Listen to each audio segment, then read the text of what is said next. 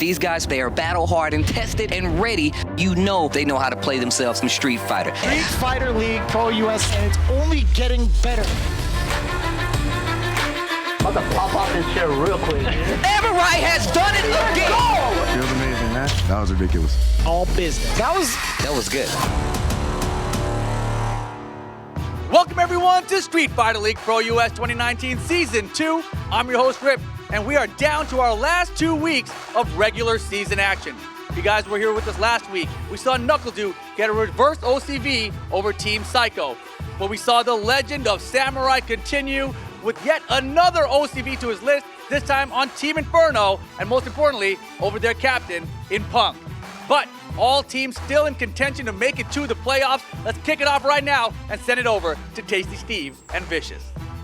And welcome back to Street Fighter League, ladies and gentlemen. We just had an amazing week of team battles, which left every team still in contention for that playoff spot. I am Tasty Steve, joined by none other than Vicious, and let's take a look at the team standings. As Steve mentioned, every single team is still up for contention for the top 4 spot. In the meantime, we have Team Gale with a commanding lead at 6 wins, 2 losses, sitting nice and comfy at first. Down below, you see there, this is the issue, right? You got 2nd, 3rd, and 4th with Team Storm getting 2nd, Team Frost with a huge victory over Team Inferno getting 3rd and 4th, and then 5th and 6th down below. They could still make it to the top 4. You got Team Spirit currently waiting in 5th, and then Team Psycho in 6th. And for those of you that just joined us at this very pivotal moment in Street Fighter League, first of all, we thank you. Second of all, I kind of want to give you a rundown with Tasty Steve how we operate here in Street Fighter League. And it's going to be a 3v3 format. The order will be selected and cannot be changed. They will all play a 2 out of 3 set. The loser will be eliminated. The winner will go back to the queue until only one team member remains, and that team will be the winner of the team battles this week. And we have just about over $100,000 in total prizing for the top 3 teams. You got first place taking home $90,000, second place with $24,000, and still rounding it up to a good amount of change. You got third with $12K in the pockets of the 3 members in those top 3. Well, to get closer to that playoff spot, let's take a look at some of the schedules, battles we're going to have for you guys. It's going to be team battle number 1 is going to be Team Frost going up against Team Spirit. And then right next to that, we're going to have Team Psycho going up against Team Inferno. And then after that, it's going to be Team Storm going up against first place still, Team Gale. All these guys still in contention for a spot to get into the playoffs. Remember, only top 4 is going to get there.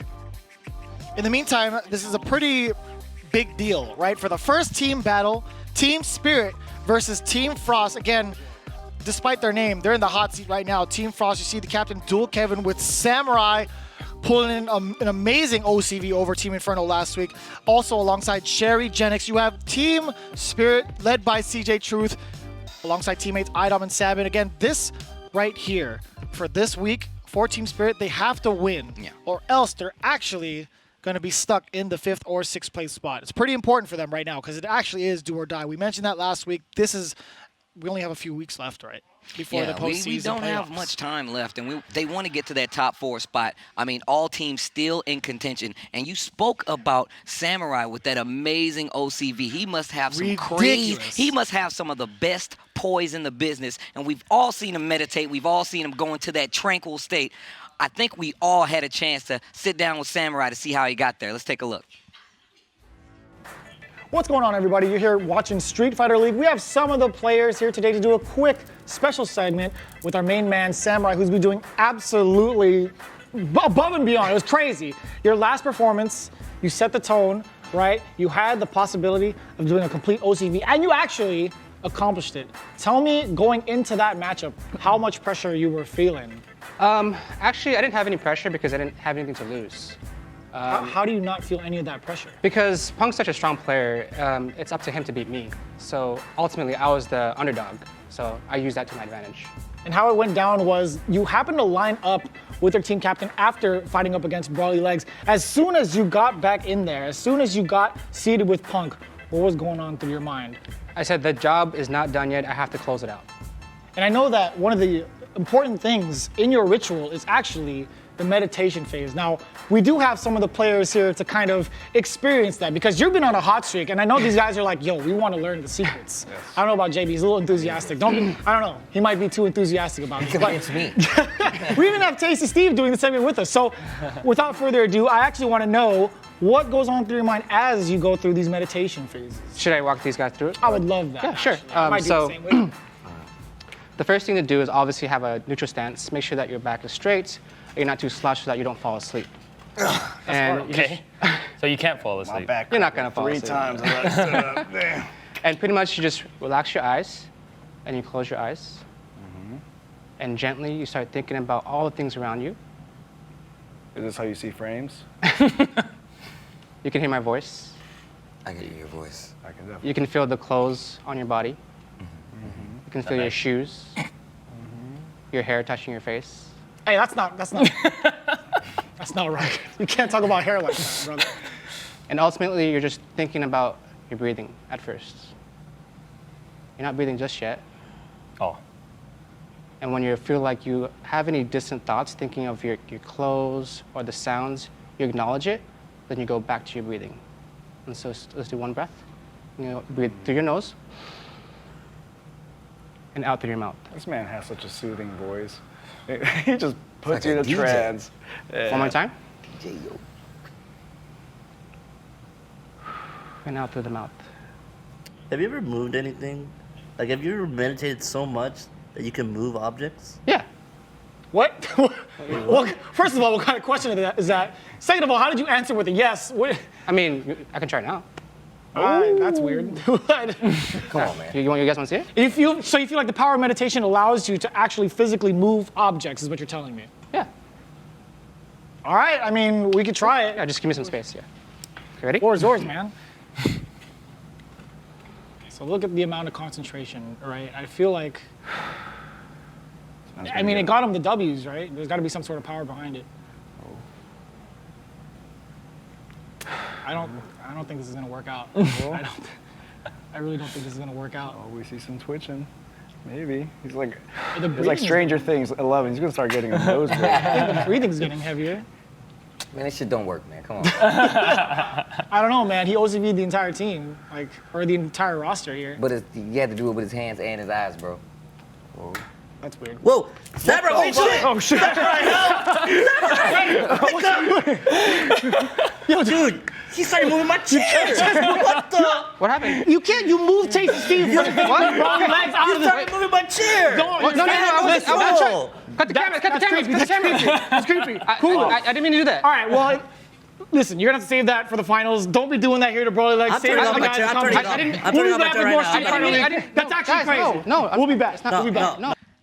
Hey, man, I just got back to the studio, man. That was creepy, man. I can't believe he moved BrolyLegs' chair like that, man. I think I that's don't how even know he's why they getting let all him in the his wins. I studio. feel like he meditates so hard that he pushes the buttons on the controllers and the joysticks at the moment, like the moment when he gets a counter hit. Right? I mean, you Every closer single than counter I hit. am. You closer than I am. I heard, like, you know, if you ain't got any hair, you know. What are you talking about, that's Steve? good for you. You got the mental powers right at the surface, man. It's right there on the top. That antenna is always up. You always have the ability to do that. No? All right. No, that's not how it works. I tried. You So know? let's talk about it real quick. We have Team Frost going back at it again with the guided by pure meditation. Right. We've from all been there now. Samurai. We've the been real, there now. The real actual team captain is actually Dual Kevin. So he's going to be up there alongside Team Spirit for today's team battle. The first one up this week, and Rip is standing by with both teams and both captains. Yes, sir. I am here with both of the captains. We got Team Frost and Team Spirit. Team Spirit in a must-win situation here today. Last time, you guys, when you banned each other. He banned you banned him. Who do you want to ban this time? We're gonna take out the chair mover. The chair mover? Yeah, But which character? The Akuma? the Akuma, please. The Akuma going to be gone from Samurai. Who do you guys want to get this time, Kevin? We're gonna ban Laura. Laura from IDom. Going to be put. All right, nice. Nicely done. Now, how about the player order? It's gonna be Art first. I'm going second, and Idom third.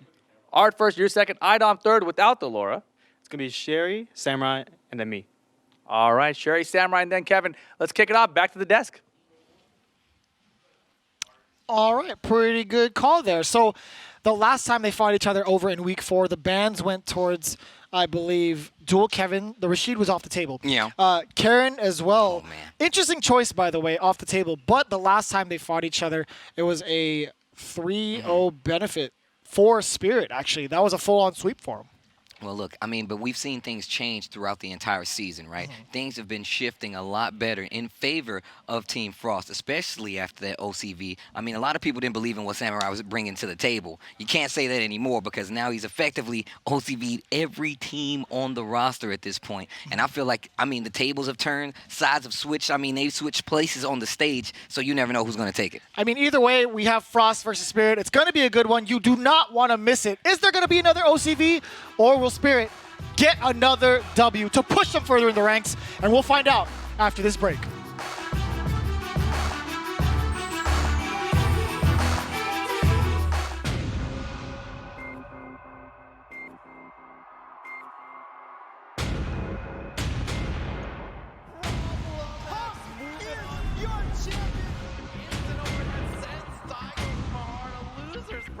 Final team in grand finals. That is it. Last game, last set.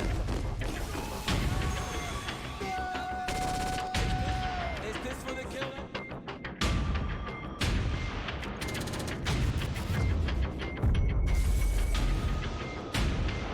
Remember the name well. Gachiko's gonna be your Capcom Cup champion. It's gonna be great. Clean. That was clean, guys. That was really clean. My sweet sound of Smug, your 2019 Street Fighter V champion.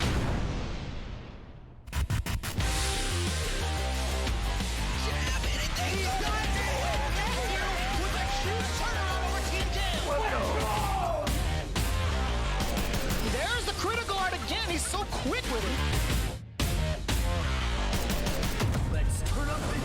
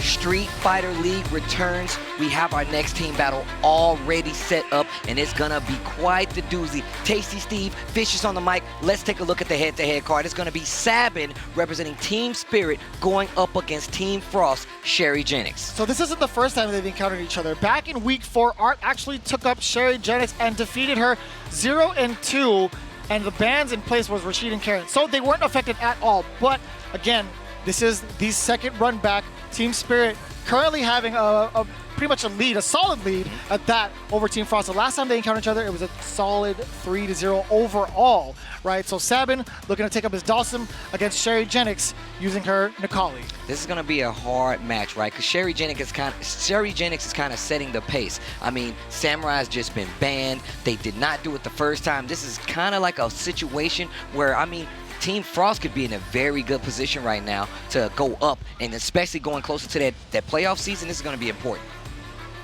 And so we do have the two players lined up to take each other on. The first team battle of the week. Again, Sabin getting ready for that Dalsim, and Sherry Jenix getting ready with Nikali. Absolutely vital for Team Spirit that, you know, it's going to be make or break it time. They need to get these Ws, and Sabin needs to come out strong, needs to come out swinging. We saw Sherry Jenix last week get banned because of what happened with the, you know, the whole matchup between captains, well, not captains, but Samurai and Punk, and now you're going to be back to full power. However, you're taking on Team Spirit, who, like you said before, completely swept them last time. Sabin going up first against Necalli. That Dawson-Necalli match, we spoke about this before in the earlier half of the season. It's not that easy for my boy Dawson. If he gets cornered, it's going to be trouble. Yeah, so one of the things about Necalli is that he actually has the tools to contest Dawson in the early stages of the game, early stages of the round.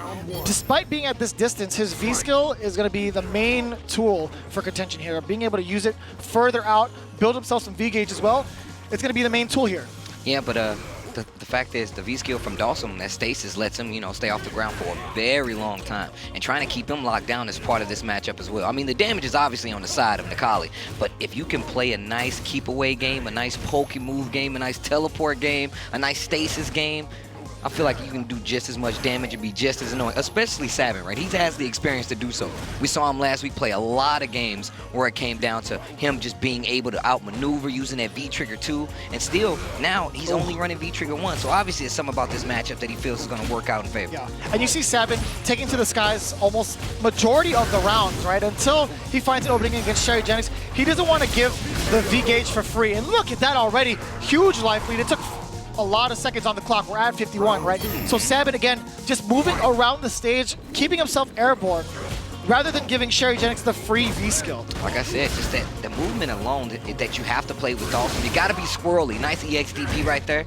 Catches him while he's floating up there with that stasis. There's a crush counter sweep. Knowing that Sabin is going to be moving around, trying to tease that range so that Sherry Jenix never gets to get that uppercut again. That was just to kind of see if she had what it takes to snipe that out. Either way, Sabin finding the gaps here, throwing in these lights, and now getting the side switch against Sherry Jenix. Okay. Oh, speaking of, There's the back throw.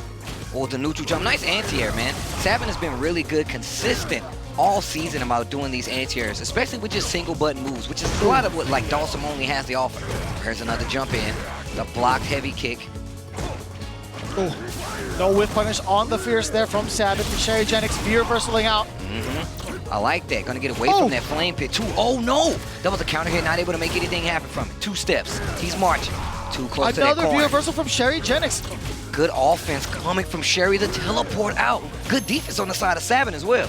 Nice and calm now. He's just gonna press the buttons and have Sherry Jenix run into him. The last second slide snipe. You can ground pound when he lands, but you can also the reversal on the back heavy punch. You can't reversal that. So wait for his medium kick, the back medium kick, or the flame. Also, you're trying to command grab him too much. Remember, go for the normal throws first, because it beats a teleport. And the command grab takes too long. You can teleport out. Okay. You can throw and then dash in immediately in case he teleports. Yeah, because remember, he's gonna take the throw. So keep him in a box, put him in a box, and just keep attacking him there. Don't let him out.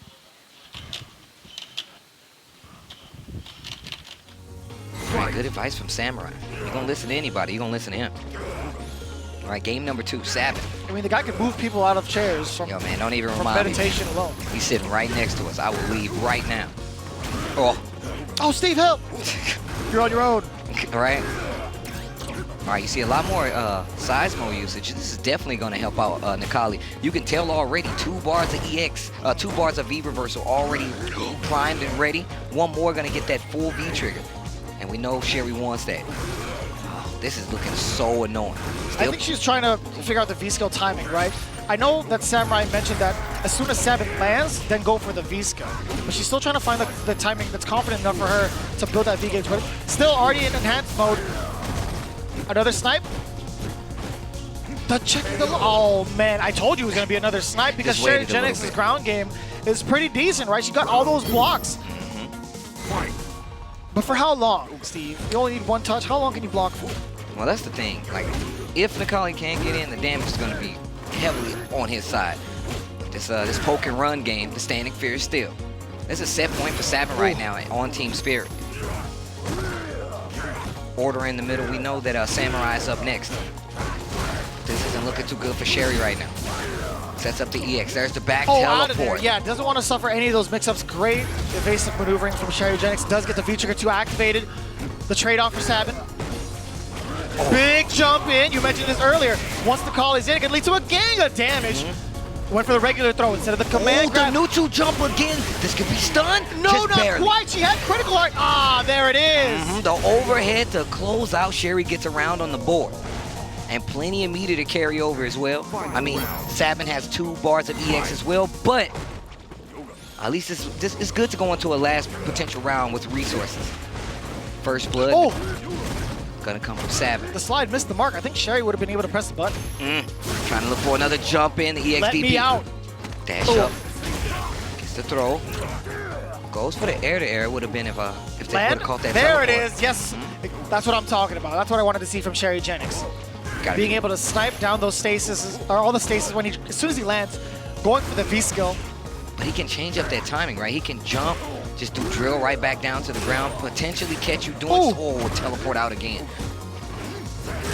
Oh, the dive kick was right into the crouching fierce. Activate the V trigger. Sherry in trouble right now. Go. Oh, that went right past the fireball. I thought it was gonna hit. And that but will you know be what? that Sabin. Yep. Sabin getting another important W for Team Spirit this time around. Sherry unfortunately going to be eliminated from the queue. Team Frost only going in with Dual Kevin and Samurai, who we're going to see come up next. It's going to be pretty interesting, too, because now that's Art's still in rotation. It's going to be CJ and Sam. With Samurai, he doesn't have Akuma on the board. That's going to be a pretty big deal. We have seen his Ryu put in a lot of work, especially against the likes of the team they just beat, Team Inferno, right? I'm kind of curious to see how CJ is studied for that matchup. Again, Ryu, we barely get to see. Yeah. But in the meantime, before we get into that match, let's take a look at the replay between Art and Sherry. Again, Art just taking advantage of that mobility in the air, right? We know Dawson isn't really much of a walker. With that stasis giving him that mobility, hard to track him down. Oh, yeah. I mean, Art is well versed in this, right? And even though like this Dawson design is a little different than the ones we've seen before. It's the most offensive I've seen. Oh, yeah. Oh, yeah. I mean, but still, Art taking to it, able to move around, using that V-Trigger 1. And if you go back and check the tapes for any, Dawson versus Nikali match, the damage output we saw played a big role, like right there, that neutral jump. Even the damage to get to the corner gave Sherry another chance, another round to see if she could clinch this out. However, Sabin. He still got the touch, man. That old man pulling through. Look at the offense. Sets up the V-trigger. That was a really close. I'm very surprised that she managed to jump over that. I thought that was going to clip, but either way, Sabin keeping the composure, getting the combo, and ending the match, putting himself and his team at a very advantageous position because now they have their captain up on deck with CJ going up against the Samurai himself. A depowered Samurai, though, right? But a powerful one nonetheless. I'm pretty sure they knew what they were running into, especially Samurai. Hence, them making sure he can't use Akuma. 27 and 15 if it comes to the games if you're looking at Samurai. 14 and 14 for CJ Truth. That's 50-50 right there. Rounds, 36 and 34 on the side of CJ Truth. 61 and 43 for Samurai. But even though Samurai has the most wins, the last time they played, it was 2-1 in favor of CJ Truth. This is going to be another chance to either take the lead or even the odds. And an important thing to note is that they did this while Samurai had their Akuma. Yeah. So it's a pretty big deal. The last time they fought, again, Spirit took it down 3-0, a full sweep. And the bans from that week, it was week 4, for those of you that want to, watch the VODs. Rashid and Karen were the first bans. So now we have Samurai hovering over Sagat, whom he's also messed with in Season 1. But we know that's not the case. He's going to be playing Ryu. He's definitely a Ryu player. I mean, we've seen this Ryu all season, especially when it came to the ban on Akuma. Just to keep him, keep the OCV Samurai away. We're going to switch him, and we're going to ban him, and we're going to deal with this Ryu. However, we've changed the rules a little bit. Season 2, you cannot ban the same character the second time around for the same team. It's just not fair anymore. So that means you're at least going to take one fight from Akuma. But even that first one didn't work out in their favor. So this time, we're going to get the possible Ryu pick. Yeah, don't worry about it. For some reason, I thought he was just going to pick Akuma anyways. Like, no. You guys can't tell me what to do. I've meditated hard enough to convince and change the rules. All right. Ryu versus Cammy. CJ Truth, Cammy at that. Man, CJ is so good at controlling these fast-paced, these walk speed gifted characters. He's really good at keeping it just. Is it him that's good, or the character is just super blessed, Steve? I don't know. I think it's a mix of both. It's definitely a mix of both. It's definitely a mix of both. Mostly the character. All right. No, I'm just kidding. What Wow. the? Okay, well, you know what? I take that back. It was definitely That was the player. long It's- distance. Yeah, that was from downtown. That was from the free throw line. Gets the crush counter sweep. I like that meaty option right there. So for Samurai, I feel like this is just, it's like riding a bike, really, because this character was the bane of a lot of players' existence throughout the entirety of Street Fighter, right? And Samurai played Ryu in Season 1, so he should be very familiar with this matchup. However, on the other hand, CJ Truth, I don't know how often he's played against Ryu. Season 1, sure, but it's a significant difference. Oh, wow. Throws the V reversal. That's pretty telling right there. Life lead still slightly in favor of CJ Truth. There's the EX to get out of the corner, another forward throw. I talked to Samurai a little bit in the back when we were talking about, like, it's just a man with a headband. Karate man who's dashing forward, who takes off a lot of damage. There's the activation. Dashes up, gets the light punch, dragon punch. The jab DP. Uh-oh. Lots of damage from that throw. Has to be careful. The EX, what a read. He didn't go for the kill, but either way, got the throw and the meter towards the end. I like that. CJ Truth, very, very lucky, I would say, if Samurai had let it rip with an EX uppercut, or just actually any uppercut, right? The jab uppercut, the throw would have missed. Wow. I got nervous, man. I thought the reset was going to pay off in Samurai's favor. The EX getting through that initial fireball right at the beginning of the round. Yo, CJ is looking sharp. Buffering with that stand short. Samurai got clipped the first time he tried to do that in the first round. CJ Truth actually got the long distance low forward and managed to confirm it into the spiral arrow. I like this pace though. Let you know Samurai's not gonna overcommit. Uppercut, no! CJ Truth willing to wait to get that hit. 60 seconds still left on the clock. 2 bars of EX on the side of CJ. And this is the kind of pace you would kind of see with CJ. A lot of his rounds that he's played throughout the entirety of the week have gone down almost to the wire every time. He's willing to play the long game. Wow. Baits out that hurricane kick. After the crouching forward. It's not close enough. Cancels it to CA. Man, CJ Truth has such a good call out on Samurai's playstyle. This is an East versus West Coast matchup as well.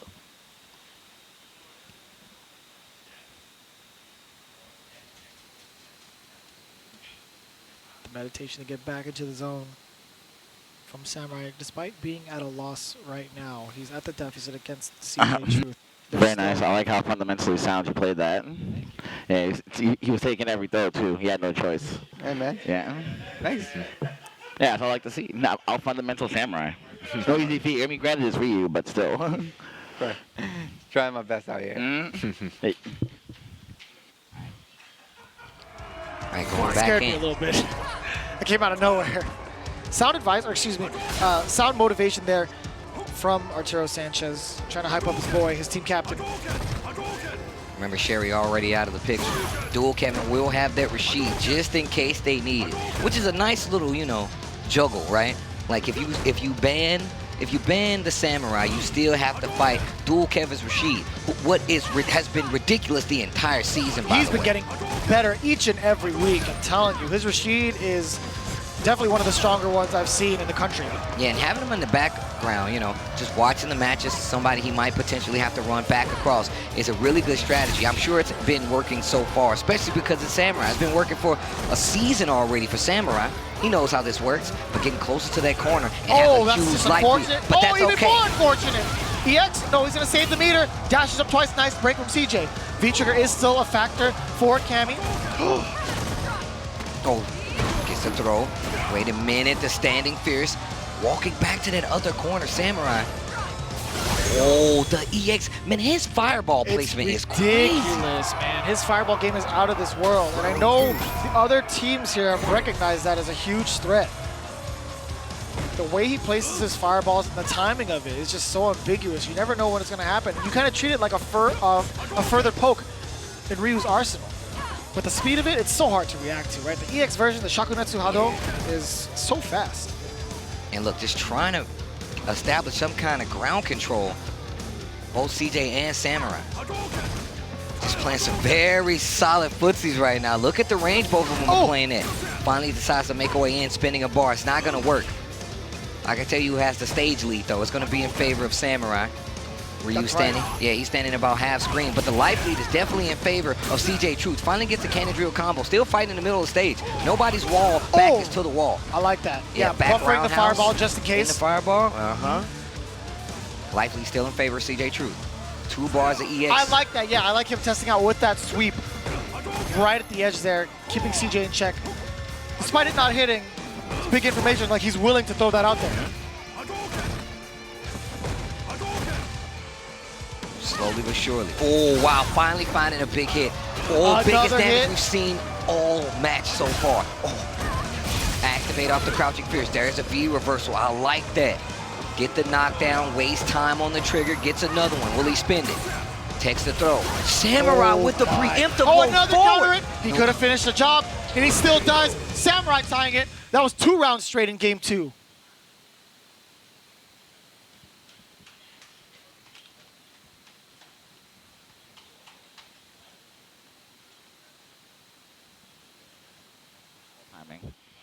Like stand strong, fireball, like at a range, it's difficult to react, things like that. Yeah, like I think you just have to get the lead and then make him come to you. Like, yeah, if he has a lead, it's difficult because he has good reactions.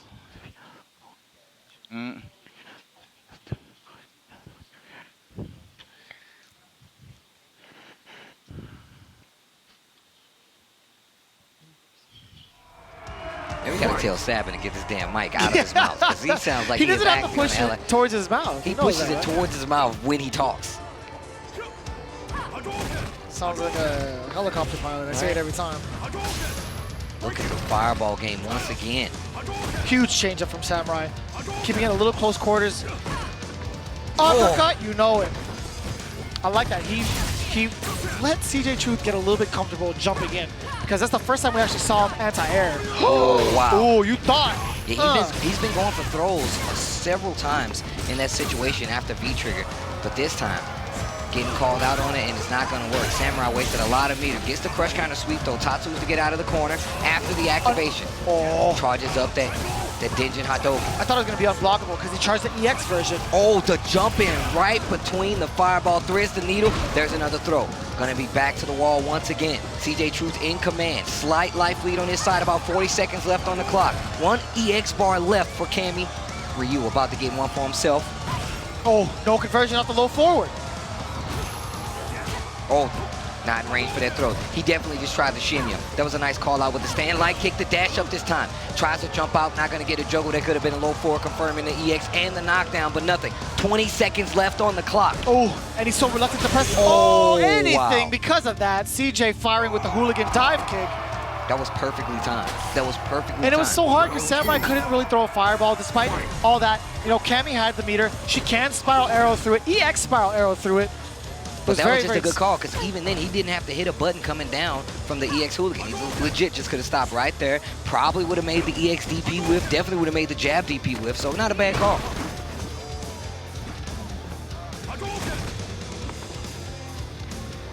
Good spacing already. Stage advantage on the side of CJ Truth. Back to that one-player side wall. Oh, okay, eats a fireball. Yeah.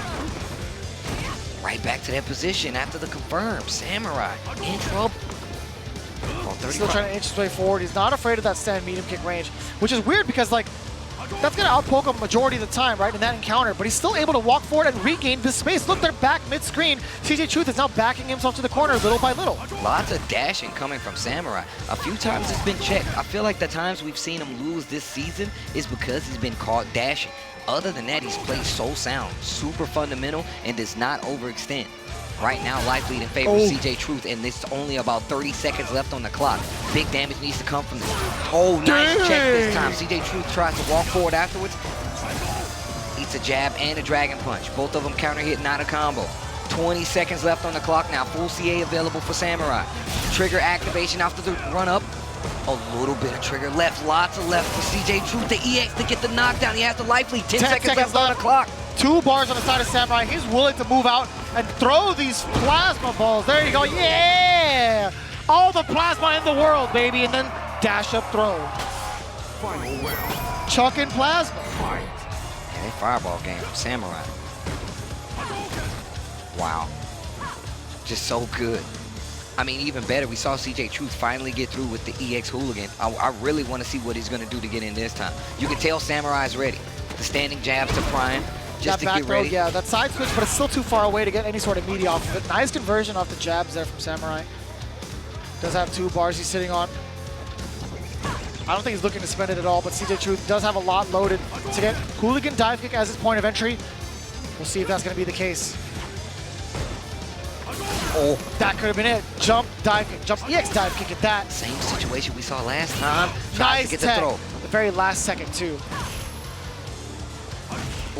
Stuffing the fireball. Oh, nice punish. 50 seconds left on the clock. CA almost available. Double fireball. For Cammy, that is. There's the activation of the trigger on her side, though. Full trigger available for Samurai.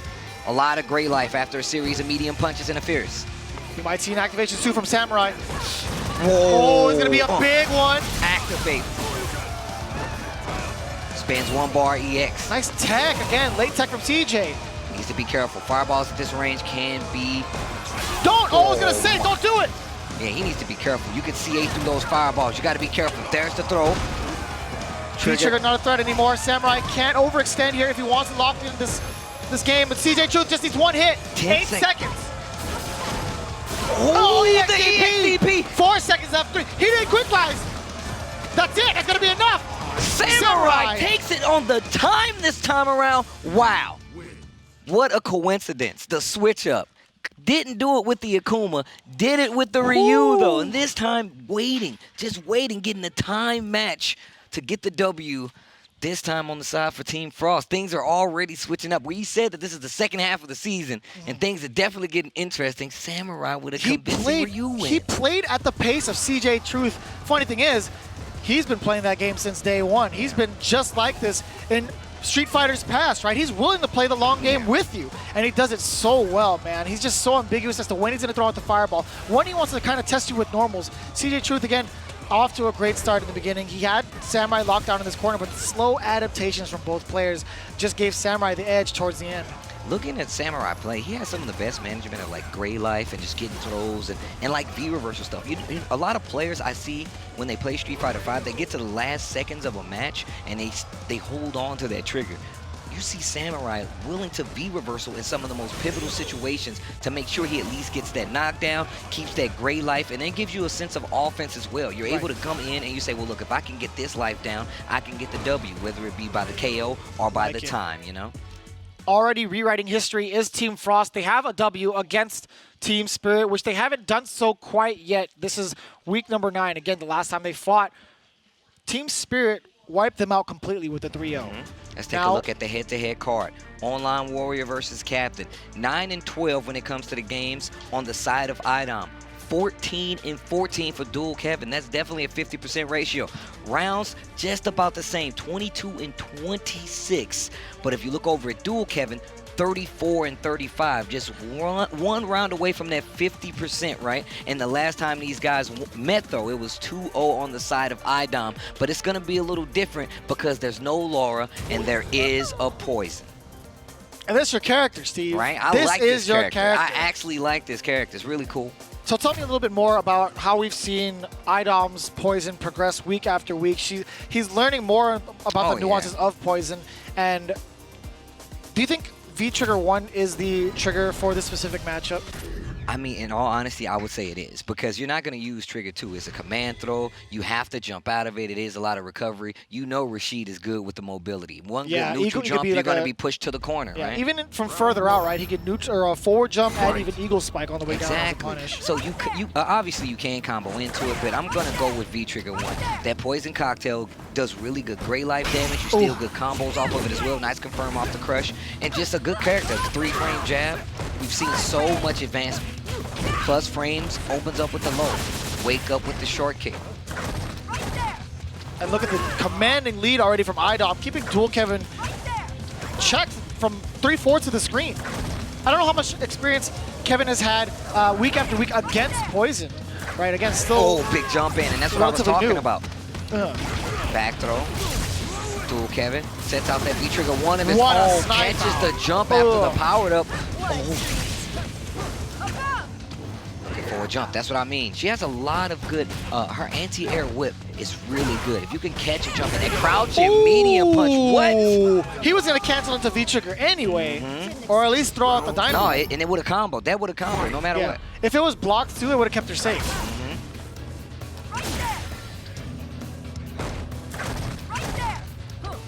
Good chip damage. Man, that medium kick reaches so far, and it's cancelable.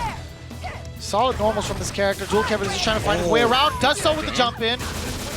Medium mixer.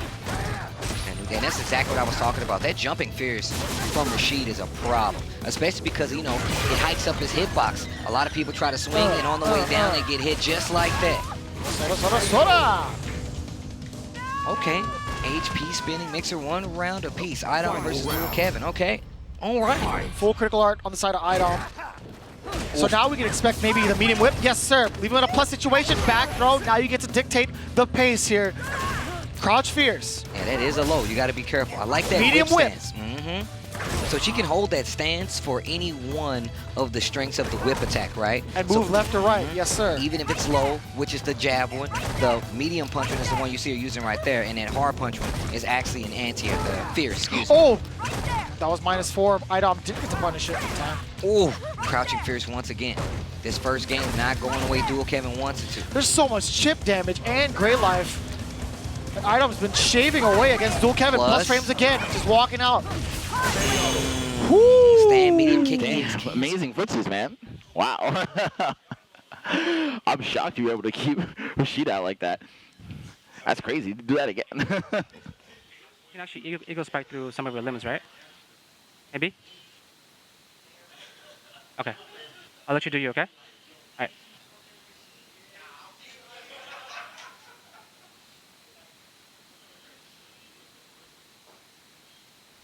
Dual Kevin taking the silent route.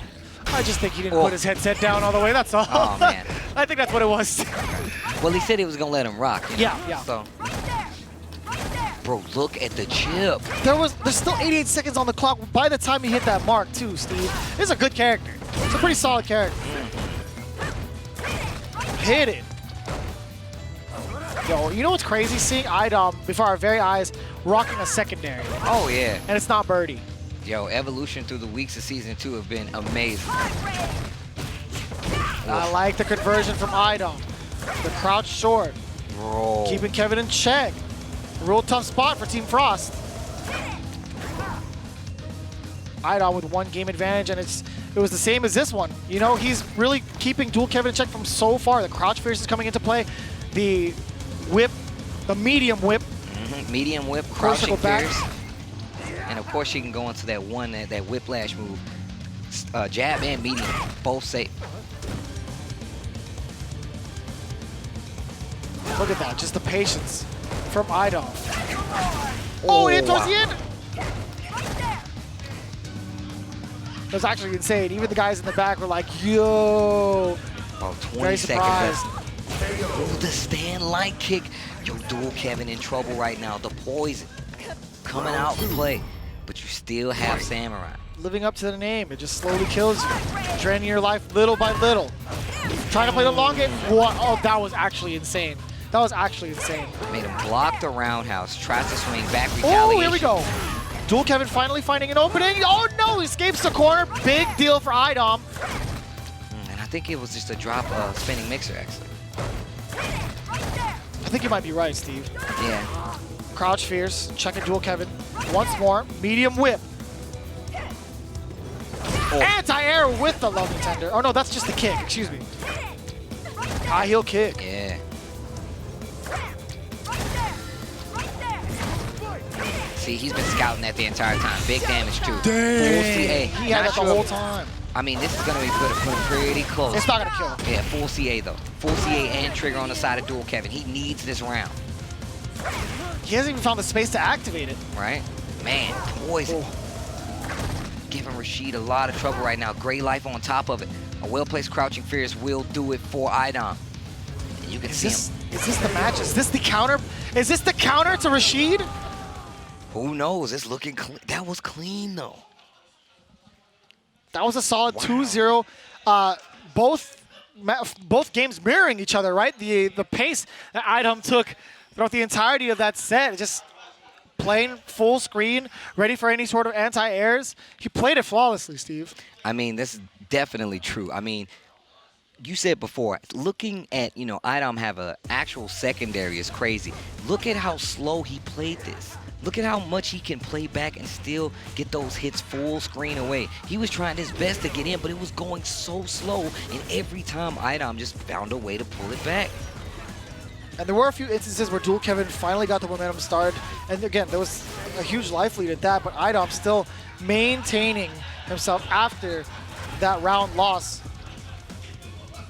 And he's just weaving in and out of that range. And you remember that medium kick that we talk about all the time with Dual Kevin, how well he places those? IDom just outside of that range and instead using her own stand medium kick. Yeah. That right there. I can't believe jumped right between that EX. Right, yeah. And still had the juggle on top of it. Oh. And I said the medium kick whip is safe, but I think it's only after spacing, right? If you do like medium kick into medium punch whip, it's going to push them back too far to where they can't punish you. So, man, it's so far away. I'm really looking forward to seeing IDom kind of pursue this character, just even outside of Street Fighter League, right? Most definitely. I think he's found it's a good fit pretty for solid him. match, yeah. It's definitely a good fit for him. I mean, I feel like it's not going to be too much for him to like take that character to the next level, and it's a good counter to the character he already plays. But we're going to talk about the next two contestants here. It's going to be Samurai versus Sabin.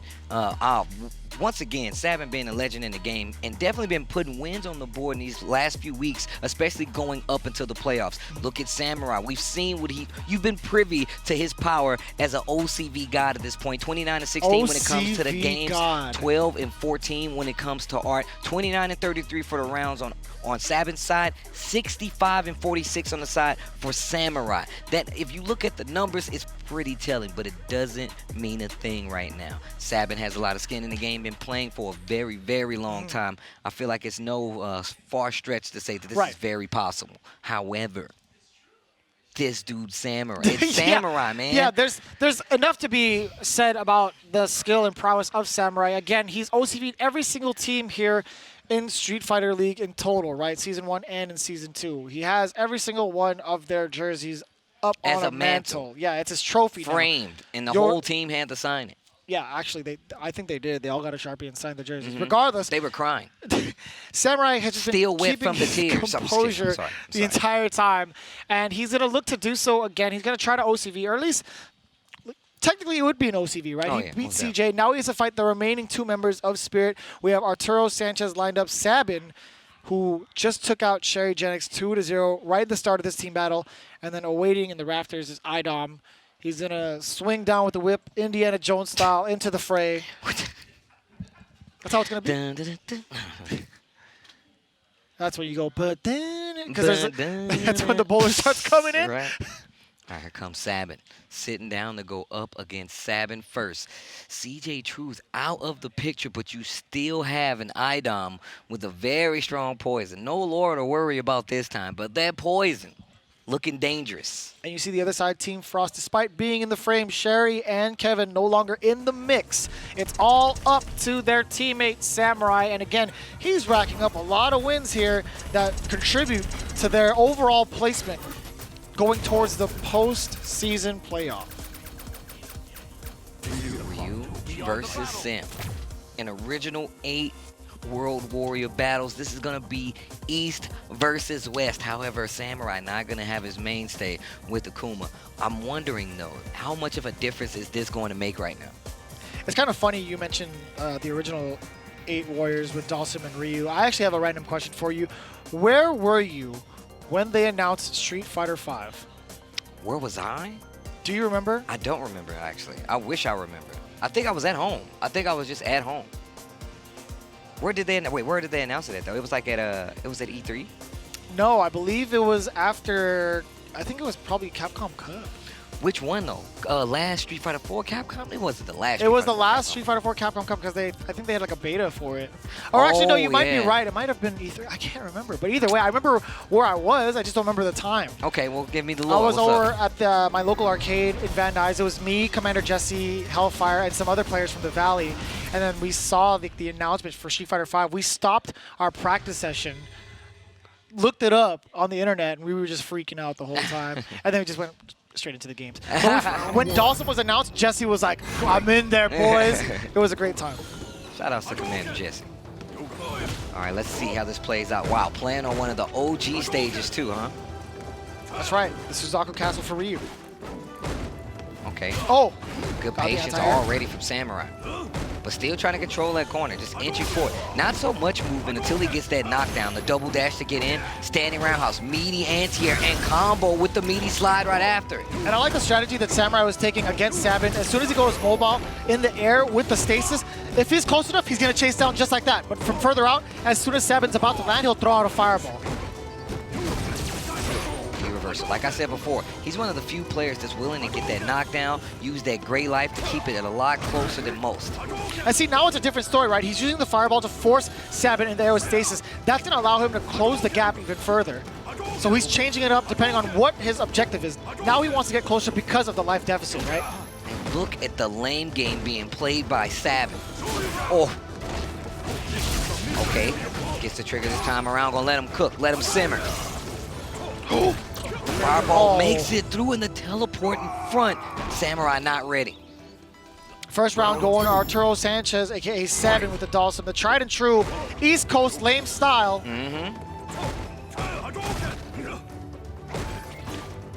Oh, no anti-air this time. Gets the jump in. Combos to Tatsu gonna get closer to that corner. Sabin where tries to slide back out. Nice chase with the limb. Teleports to the other side. Not the other side. Boy. Wow. EXDP firing away from Samurai. Oh, and yeah, I like that. Yeah, jumping with jump short instead of a harder normal. Oh, wow. That combo definitely could have spelled the end for Arturo. You know what Arturo wants? Got the sweep. Now he's looking for the V-trigger activation. Oh! He waited. As soon as he came down, Sabin hit the fierce, and then Samurai immediately took to the skies. Getting that combo, tying it up here, one apiece in game one. What a punish! Okay. You got to reevaluate the plan now. Those jump-in lights are definitely working out for Samurai. Anti-air, DP. Sabin has to be careful hitting buttons, especially when you see meter on the side of Ryu. His placement for his EXDPs when it comes to reversals, whether it be on wake up or not, has been immaculate the entire season. Been pretty ridiculous. It's so hard to tell when he wants to fire away with the EX reversal. Dash up twice. Keep him locked down. Sabin's just trying to hit away with the fierces, but still Samurai just manages to backdash out to safety. Doesn't want to get cooked up either. Oh, the DP. Yo, he's all over He's like, yo, it right chill now. with the teleports. Back throw. I'm not done with you here. Yeah, the sweep from long distance getting the punish. Nice and easy from Samurai. Okay, all right. I can't hear you. I feel like maybe you got a little bit impatient. Yeah, I stick to the game plan. Yeah, if you just play slower, I feel like you would beat him. Yep. All right, I'll do that. I'll play even slower. Wow, it's the first game he beat me in like 12 games. I'm so tight right now, but I'll shake it off. I mean, I know he's godlike.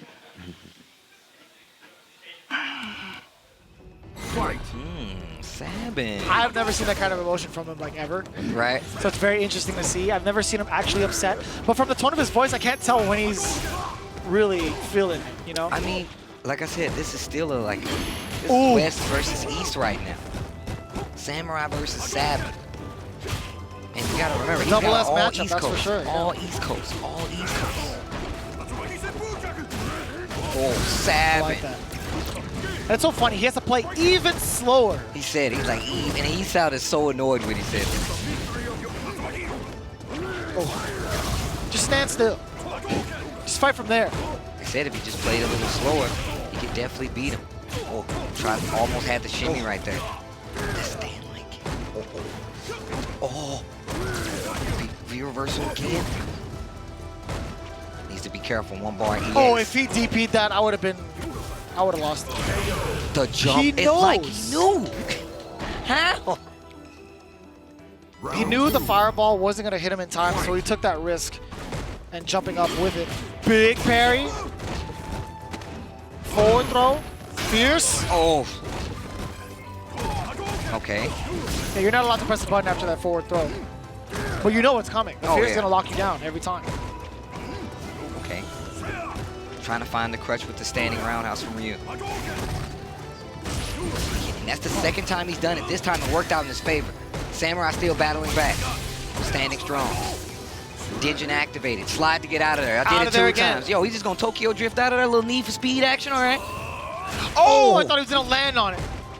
Nice Fierce to interrupt. That could have been a charge fireball. That could have been a broken guard. And it could have led to critical. Yep. Wow, and just blocks right in front of him. Sets up the fireball. I do like him waiting right there. No V reversal, so now you know. He dashed out of there. Sabin let him out for free. Got to be careful with those limbs. They do have a hitbox. Now he's going to try to... use the screen. He used the screen. Trade in the air. Full CA available for you. You need to be careful with those limbs. You need to be careful. Stop reaching. Oh, it's still anybody's game, and nice work. Yes, Samurai did commit to the V skill. You saw the parry activation, but Sabin, nice and easy jump back jab. Oh. Wow, the movement definitely kicking in right now for Sabin. Oh, trying to counter poke. Oh. There it is. Yes, the anti-air I was looking for from Sabin. The last time Samurai jumped in on him, he reluctantly sat there, you know? You don't want to keep Ryu up close in your face. There you go, another crouch strong. Sabin's waking up. Loving these anti-air so far. Oh. The counter poke, you know it. Samurai also trying to find his rhythm from that part of the screen. Look at Sabin working on a full CA. Here comes Ryu right after it, though. Samurai's going to have one of his own. I talked about him managing his resources, and I mean that. Like, I feel like him using the way he uses V-reversal, fireballs, the way when he chooses to apply an EX to get the knockdown, and even the dash after it. It's all been so calculated. He works so well. Oh, big time punish. No cancel in the CA. This is dangerous Cook him up a little bit. Activate, back throw. Oh, the jump back this time, the poke what a from block. Mark. The low, full CA. Sabin in a hefty life lead right now, trying to chase him down. One more touch. Oh no, not like this.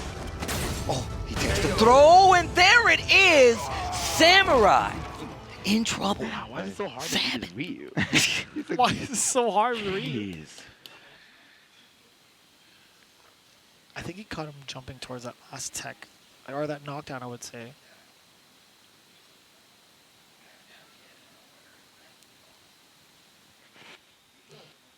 The only thing I would say is at the end there, you did that slide to get in the cross-up range, and you had the whole screen. I know.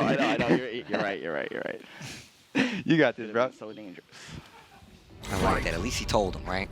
One thing I do want to kind of mention with Sabin, as soon as he gets V-trigger and Samurai is getting cooked up, Samurai doesn't spend too much time in there. He just double dashes immediately. Oh, yeah. He doesn't give you time to think or leave him there at all. He's like, you know what, Sabin should be preventing that. You know, I feel like Sabin should at least pose a threat with the normals. Even like back medium kick, just like that, right? Back medium kick buffered would be able to kind of hinder Samurai from moving over. And he gets dealt a lot of damage because of how much he's been cooked. But if you think about it, not a lot of people do that. To react to that right away is not an easy thing. He definitely just escaped with his life right there. That was definitely a combo confirmed. Just a little bit out of range, though. No anti-air. The Tatsu puts him all the way to the other side of the screen, almost dashed into an EX fireball from Dawson.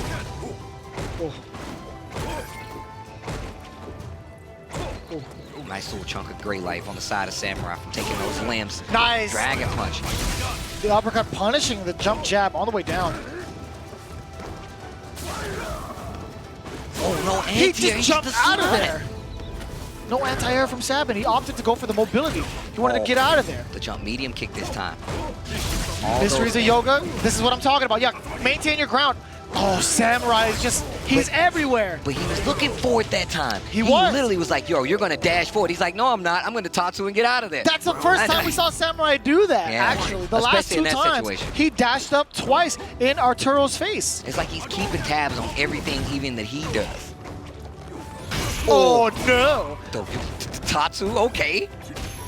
Oh.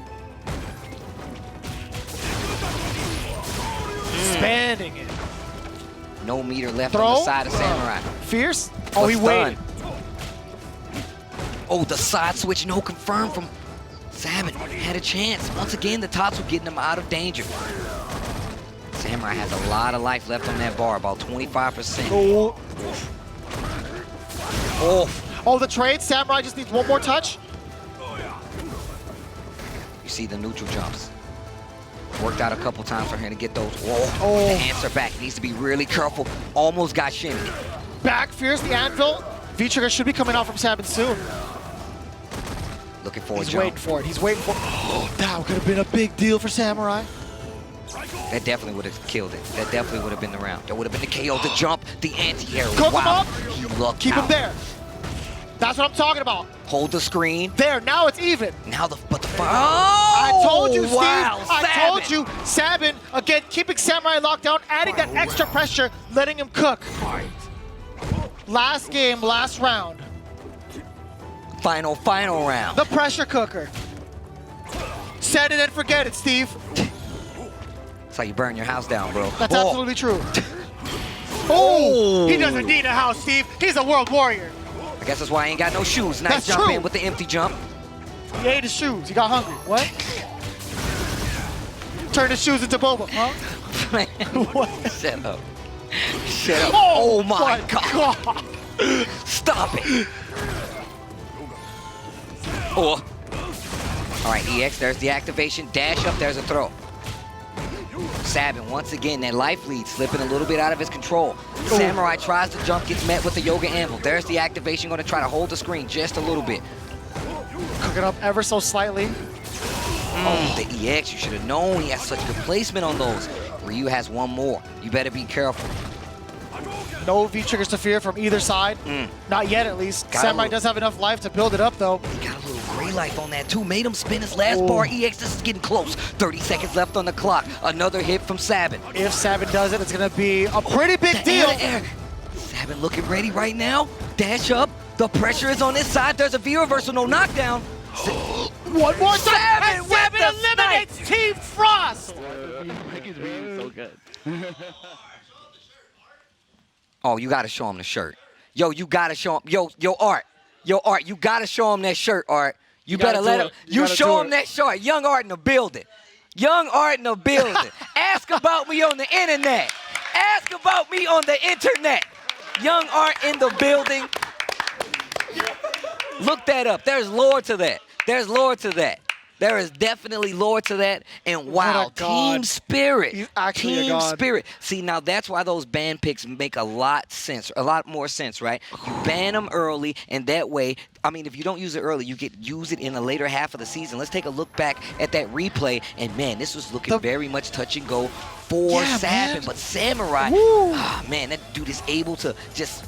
Every situation just seems like it's maximized for his output. But you see Sabin weaving in and out of the curves just to make sure he can keep it close. Some of the best V-trigger one pressure we've seen. A lot of Dawson here have been using V-trigger too. In fact, some of the best Street Fighter we've seen here at Street Fighter League. Honestly, the mental discipline from both players, the back and forth adaptation. Again, you mentioned touch and go. I say it's back to back from both teams, right? Or from both players, right? Samurai would get his damage in and then move on out. Sabin would do the same, move on out. These guys are really some of the best players I've ever seen. And not to mention, Team Spirit still had my boy sitting in the back. IDom right there waiting with that sick poison has done more than enough so far. And just Samurai not able to clutch this one out, man. Sabin with such a good play with this Dawson. Like I said, we've seen some amazing Dawson play this season. Some of the best in the business, honestly. Again, easily in the top 5. Sabin, one of the best Dawson players in the nation. And showing exactly why, right? These guys are going to be shaking up that top 4 placements. Again, they're still in contention. They got this W, and it's going to be pretty important going into the following weeks. In the meantime, we want to get the words from Team Spirit standing by with Rip on stage. I am here with Team Spirit, trying to stay alive here. Congratulations, Art, with the victory there, pulling it out over Samurai. How'd you do it? I mean, like, Samurai is a really amazing player, and, like, we've played, like, a lot of sets like before this, like with Ryu versus Sim, and the matchup is actually heavily in Sim's favor. The fact that Samurai made it so close, he's a god. He's ridiculous. He's absolutely ridiculous. And IDom, you know, you didn't have the Laura, but you made the poison work. I mean, I'm glad I was able to win at least one game with poison, but yeah, I mean, I think she's good. It's just I get mauled sometimes, bro. Sometimes you get mauled. But yeah, congratulations, Team Spirit. You guys still need some help. You need some other teams to not win their matches to see if you guys can make it to the playoffs. Let's go ahead and send it back to Tasty Steve and Vicious. That's how it goes, man. I mean, I like the fact that Rip is like telling these guys, like, look, man, you got to hope somebody else fails for you guys to succeed. I'm glad that he's making it known because it is going to be very tense to get into those playoffs top 4. Let's take a look at the standings so far. In first place, you have Team Gale looking so strong at 6-2. Right under them, you got 801 Strider and Team Storm with 5-3. At third place, you're going to have Team Frost sitting not so well at 5-4. And this is when it's starting to get close. Team Inferno, 4-4. Team Spirit right under them at 5th place, 3-6. And at 6th place, you see him down there, Team Psycho, 2-6. So you just saw our first team battle of the week. Here's what you could expect for the rest of it. Again, we have Inferno versus Psycho as our second team battle today. Again, it's going to be a pretty interesting one as Team Psycho needs to clutch out this W to stay alive for the rest of the season. And then down below, team battle number 3, Team Storm versus Team Gale in pretty comfortable positions, right? But you can't slack too much because every single one of these wins matter.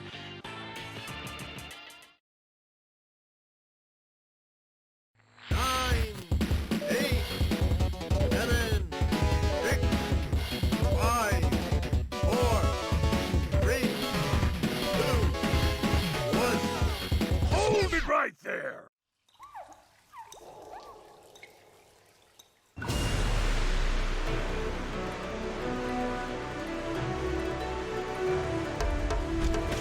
The main event. Your show.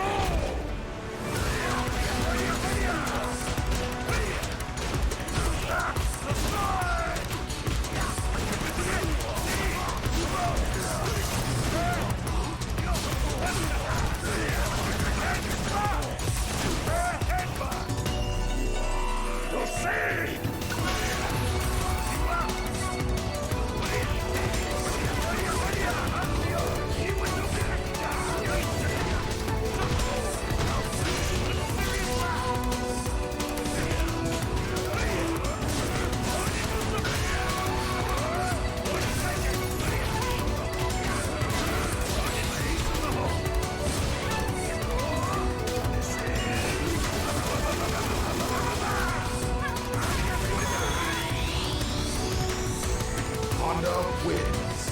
Honda Cento Grand Reopening!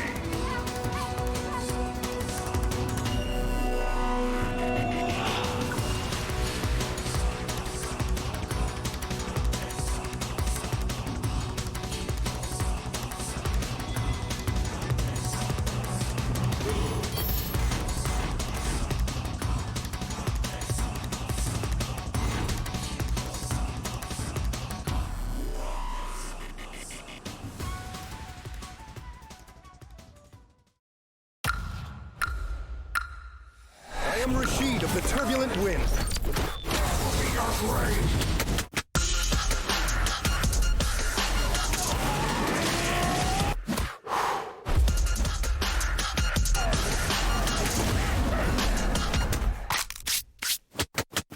Rashid Wind.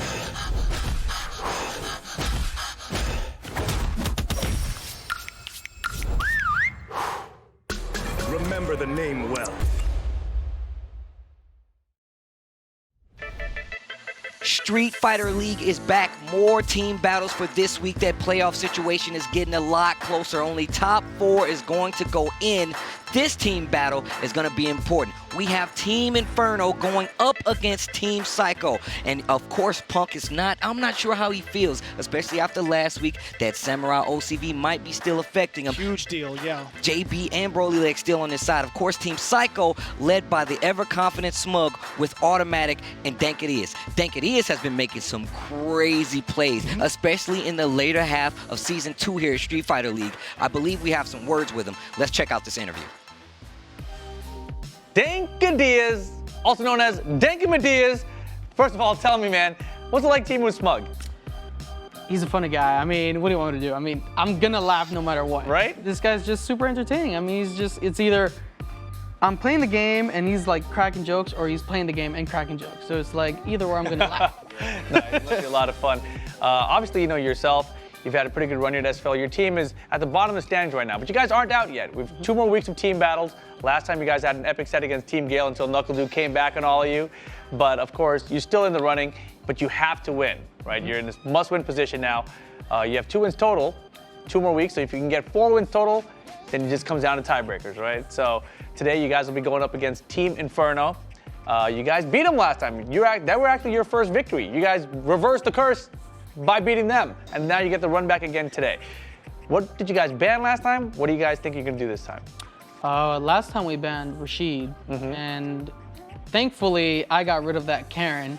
So now we're definitely gonna get rid of that Karen. We're not playing that Karen this time. Yeah, it seems most likely to be what's going on. Yeah, Right? so Like, the probably only, the best strategy. so the most like, I guess, threatening player for us, or at least for me personally, would be JB, because Rashid's just too strong of a character, and he does really well against my characters. But I mean, I feel like I can tough it out with G, so. Right, and JB, of course, has been part of Wednesday Night Fights. You're also a member of Wednesday Night Fights as well, so I'm sure you guys have played a bunch in the past.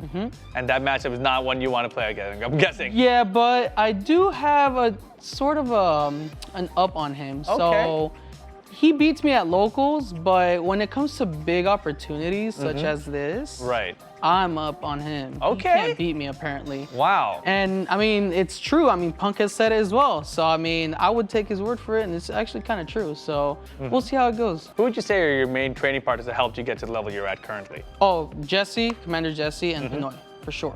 And SD Pinoy? Yeah. Wow, so those guys obviously also semi-regulars at Wednesday Night Fights, Commander Jesse more so than Pinoy, obviously. But how long have you been playing with those guys?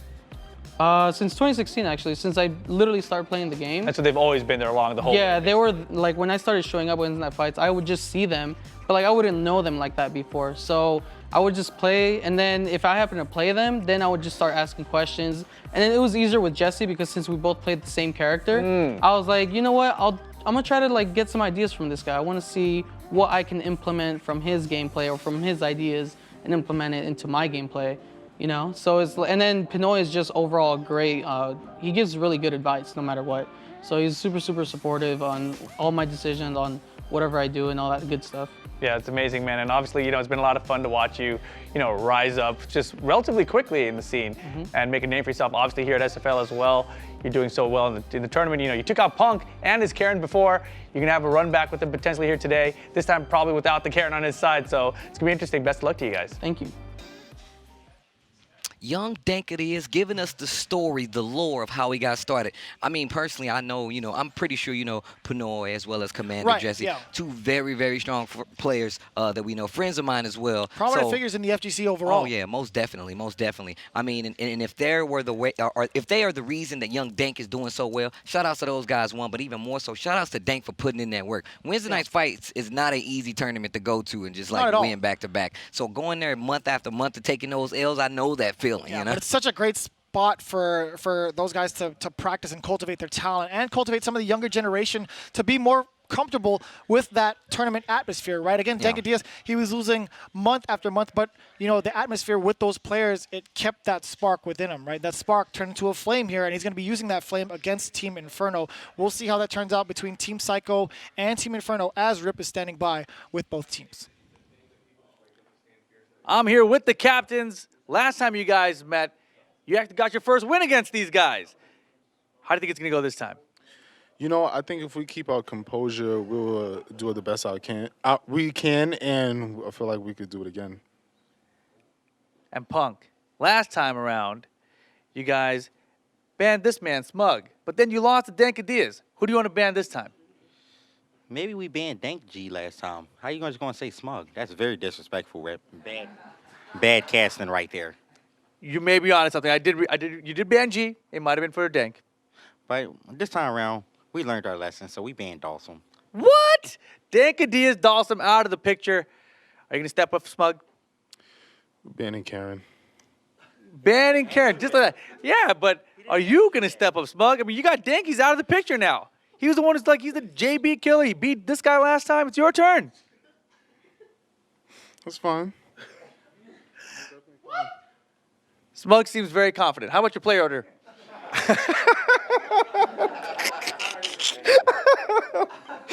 Oh. Okay, it's going to be Broly, myself, and JB. Broly, Punk, and JB, how about your player order, Smug? It's going to be me, then Automatic, then Dank. Alrighty, Smug, Automatic, Dank, Broly, and who's the first one? Me. Broly and Smug, starting it off. Back to you guys at the desk. I'm a little concerned. My boy Smug, head I'm a little down. concerned. They told him he couldn't get a shake with his meal. He was just like, man, you know what, man? I don't even want none of this now. It's kind of funny because I know Punk thrives on the trash talk. He knows what to say when it comes to people like, you know what, I think I'm going to take you down. It's like, you ain't even have a chance. As soon as you stepped up here, you already lost. You know, something like that. Yeah. So I think Smug is playing the mental game. He's like, I'm not going to say a word. I'm Let just the gonna game talk. Yeah, I'm just going to Let go the with the game. game talk. And it worked. You know, Punk actually broke. He started laughing during the play order. He had no idea what to say. Exactly. Reverse psychology. I I'm didn't Smug. even think about that. I mean, Rip asked him, was he okay? I just thought, you know, he might have been in his feelings, but that's not the case. It might be a psychological play, but this is going to be good. I mean, at first we're going to have BrolyLegs going up first versus Smug, but they banned the Dawsum, and I feel like that's going to be a problem too. But on the other side, the Karen ban means they have a chance versus Punk, but JB is still sitting there waiting. We're going to see how it all goes down right after this break. More Street Fighter League, guys. You don't want to miss it. Stay tuned.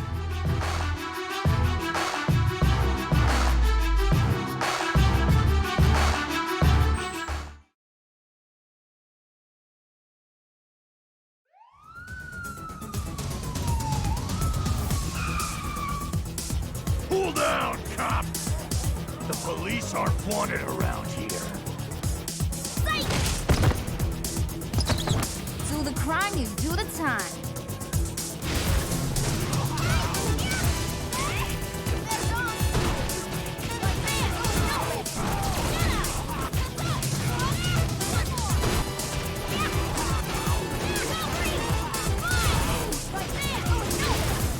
You need a cup of coffee? Come on.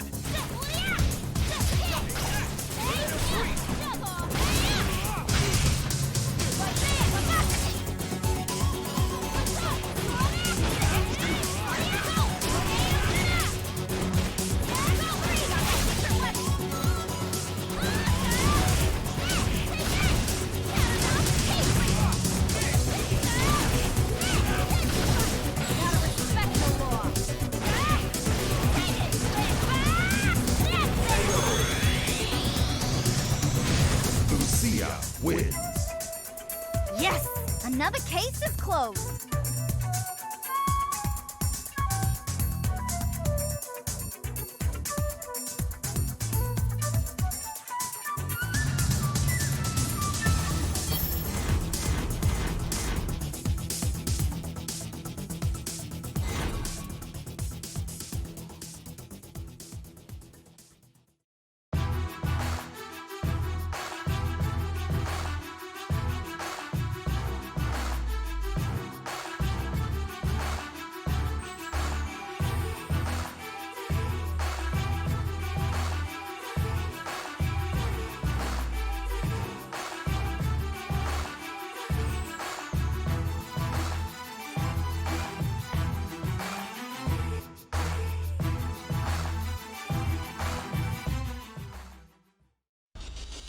We return from our break. Street Fighter League, we're getting right into it. Why do you keep copying me? But as you guys already know, Team Inferno is going to be up against Team Psycho. Let's take a look at the head-to-head. It's going to be the leader of Team Psycho and Smug going up against Team Inferno's BrolyLegs. If you look at the games, they tell a story.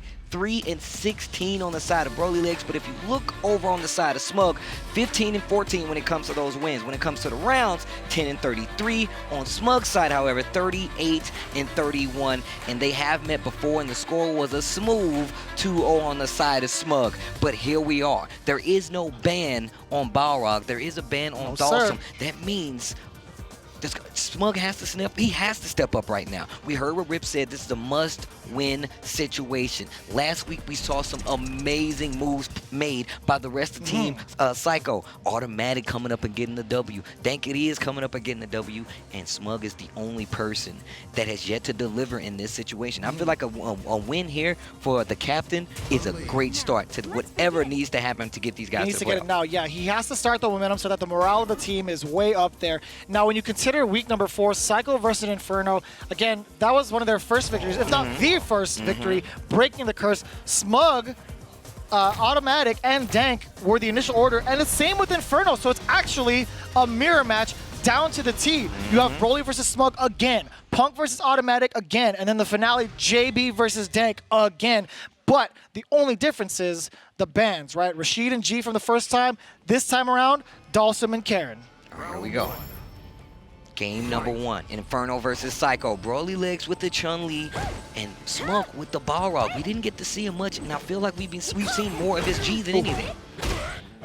Okay, swinging with that crouching medium kick. And I like Smug using that V-skill to traverse past the fireballs, using the invulnerability. The dash crush straight counter, gets the crush. Screw upper, bring him to the corner. Great V-reversal there from BrolyLegs, trying to find some space with the long-reaching normals, right? Low medium kick, and then extending with the forward strong once again. Yeah, see him how he's pressing in this corner. Lots of great life on the side of Balrog, though. And the down back from Balrog is so buff. I love this play by Smug here. Play to the team's effect. Take as much time as you need to get that W. Here's the activation of the crouching medium, Nice medium block punch. there from Smug, by the way, against the overhead. BrolyLegs again trying to inch his way forward, but V-trigger is a threat. Multiple hits there. Ooh. V-reversal to get the knockdown. Oh, Big that's time gonna punish. hurt. You might be dead. If he spins that meter, which he does, that's going to be the first round. No meter left on the side of Smug, but to get that first round, claim that momentum, it's not a bad cost. Oh, the whiff punish. That's what I like to see. Dash punch. Down back. Okay, fishing with that roundhouse. He loves to do that. You see a little gray life standing up there. He's going to be able to... And on top of that, like, Broly has 2 bars of EX. He needs to get something started, but Smug is not letting him get past the halfway point of the screen. A slight mishap there. Got the side switch. I think he just might have mistimed the dash straight. Right now, Smug in the corner. BrolyLegs is going to take advantage of this. No anti-air, but instead catches the jabs and the EX legs, applying more of that pressure. That low profile. Swinging for the V-trigger, and I like that. Yeah, just to build enough of the gauge to get the activation. Check the lows. Still alive. Oh, the tick throw, Broly. Not Didn't ready. you get your Balrog? Aren't you like the mayor of some kind of city or something? Try to tell these bad mamma jammers. Why'd they do that?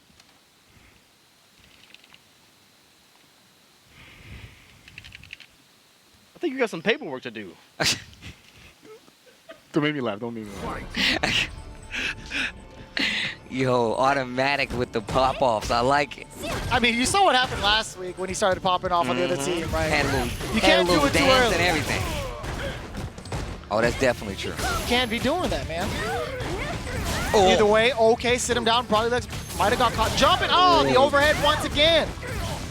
Get off me. She's already on the floor, Balrog. What do you mean? Get off me anyway. Oh, again. Keep going for the down backs. He's expecting the lows, which has gotten a lot of room for Smug, but not that time. Okay, finally the test. Trigger is active, but the anti-air is to Balrog on set point here versus BrolyLegs. Great start so far on match point. Again, not too afraid right now, controlling the space and immediately closing the gap. BrolyLegs firing away with the EX legs confirm. And he's still down backing. I feel like these resets might still be effective if he's continually down backing like that. But I know he wants to charge, right? You want to get that charge, and walking back is going to put you in the corner. Yeah, that down back situation is not a good one. Trying to get to the tail end of dash straight range, right? That neutral jump, we called it out last time. EX, okay. Spinning bird kick, caught Hold the Smug, crush. trying to advance too far out. Same I side. like That was so dirty. That was dirty. Oh, BrolyLegs wow. on the board with a round again. Each one of these rounds absolutely imperative as we get down to the postseason playoffs. Oh, the Another EX. one. Oh, he pressed the button still. The damage. Oh, wow. There's 92 seconds left, and it's already passed. I think it's like 60%. Okay, EX legs. That's going to give Chun-Li trigger, though, and here comes BrolyLegs. EX Legs once again spins all its meter and the trigger's activated right now. Anti-air gets the float. Yo, Smug needs to calm down. BrolyLegs on the run right now. A lot of damage already from BrolyLegs firing right back with Smug in this V-trigger. Absolutely dangerous. Don't get caught pressing a button. It's going to be a counter and a juggle. Oh, no! And that's going to be 2-0 for Team Psycho Smug versus BrolyLegs. That's one Mamma Jamma down for Smug. That's what he's looking for, right? He's trying to get down cook all the Mamma Jammas, lock them up in Duff City. And you heard Automatic. Don't you got some paperwork to do? That's right, yeah. What are you doing? Does lock up Broly, eliminating him from Team Inferno. Up next is going to be Punk and Automatic. But before we get into that, let's take a look at how it all went down against Smug. Just full offensive as much as possible. Again, building that V-trigger so quickly. And you know the damage speaks for itself. You see his movement, right? Balrog's damage is just out of this world. I think he did like 3 times. Every reset worked. It was crazy. It whiffed, and I think he just did it again to get the opening. Now he has the corner in his favor. Lots of damage after the activation regardless. Oh, man. Now, this is the Smug I'm used to seeing. Cooking him some bad Mamma Jammas. This is what a lot of people are used to as well. I mean, but I feel like it just takes a second. I mean, Street Fighter League is not an easy place to be, especially when you think about the team. Oh, wow, that was so dirty. I love that. Yeah, well, it's a team. It's a team sport. We heard Rob TV say that a week ago, I believe. And I feel like that's the smartest way to think about it. You want to be able to depend on your teammates and have that backup. Smug, the captain getting a win on the board. That looks good for Team Psycho, especially in this must-win scenario. Automatic up next, and he's going to be going up against Punk. Yeah, and again, this is the main topic we've talked about in what's really important about Street Fighter League when it comes to the bans. Is when it comes down to Punk, how do you even consider banning a guy like Punk? Because he's just absolutely versatile. He's said this before in previous weeks. He mains Street Fighter. You can't really lock him down to just one character. He plays them all effectively. Again, Karen is his best character, but he still shines pretty well with the rest of the roster. However, I feel like this win is a lot more vital, right? The fact that you ban this character, his character is going to say a lot. But head-to-head stats, here we go. 23-15 when it comes to the games won and lost. That's for Punk. 8-17 for Automatic, but don't let those numbers fool you. He's been picking up a lot of steam. He's been getting stronger and stronger, but check out the rounds. 55-38 on the side of Punk, 21-37 for Automatic. That's still a lot of rounds played, and these guys have met before, and it was 2-0 for the Alpha. Speaking of, these guys getting ready. I like how Automatic is warming up. He's getting used to the smack talk. Yo, what do we have? What do we have? You know the first player's side is actually Punk. He highlighted Sagat, and there were a couple words exchanged too. Automatic is like, go ahead, pick Sagat. Go ahead and do it. And that's what Automatic lined up with Honda. Personally, I think Punk playing Sagat would be just fine. It's not going to shake him up too badly, I would assume.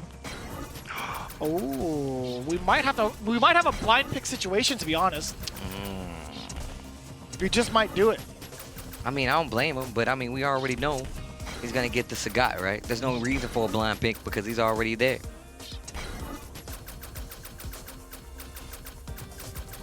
Again, Punk just exercising his right to all the time in the world for the character select. You know, it's the infinite timer. He can do whatever he wants. I'm totally kidding. He's going to pick a character very, very soon. But he's just exercising the fact that he could play all these characters. We've seen it on stream. He does have a Zeku for sure as well. Is he going to do it? Man, we got all the costumes too. That's crazy. Is he going to go for the poison? Either way, I still like that. In terms of the matchup, if he exercises poison, you know what? I'm just going to wait. Yeah, I was going to say, I was actually going to put that in there. We should just wait. I've seen his Kage before. This is all a troll. This is all for the mental right now. This guy's a bully. Yeah, this guy's definitely a bully. He wants the psychological damage. Definitely makes a difference here in the world of Street Fighter. We got a brand new rule. If you take too long during the character select screen, you will get DQ'd for one whole game. We just got news right now that is not true at all. I'm totally kidding. To be fair, we do give Samurai time to prep mentally with the meditation. Yeah. So this is Punk's form of meditation. He likes hearing the ASMR from the character selection, going through all the colors. All right, and the Cammy will be it for Punk. Let's see, but I don't know, man. We saw how well Automatic was playing. We've seen him fight Cammys before, but this is Punk's Cammy. This is a different kind of Cammy. All right, game number 1, Automatic versus Punk. Round Here we go. Fight. And we got the cannon spike outfit from Cammy. You know, I actually love that game.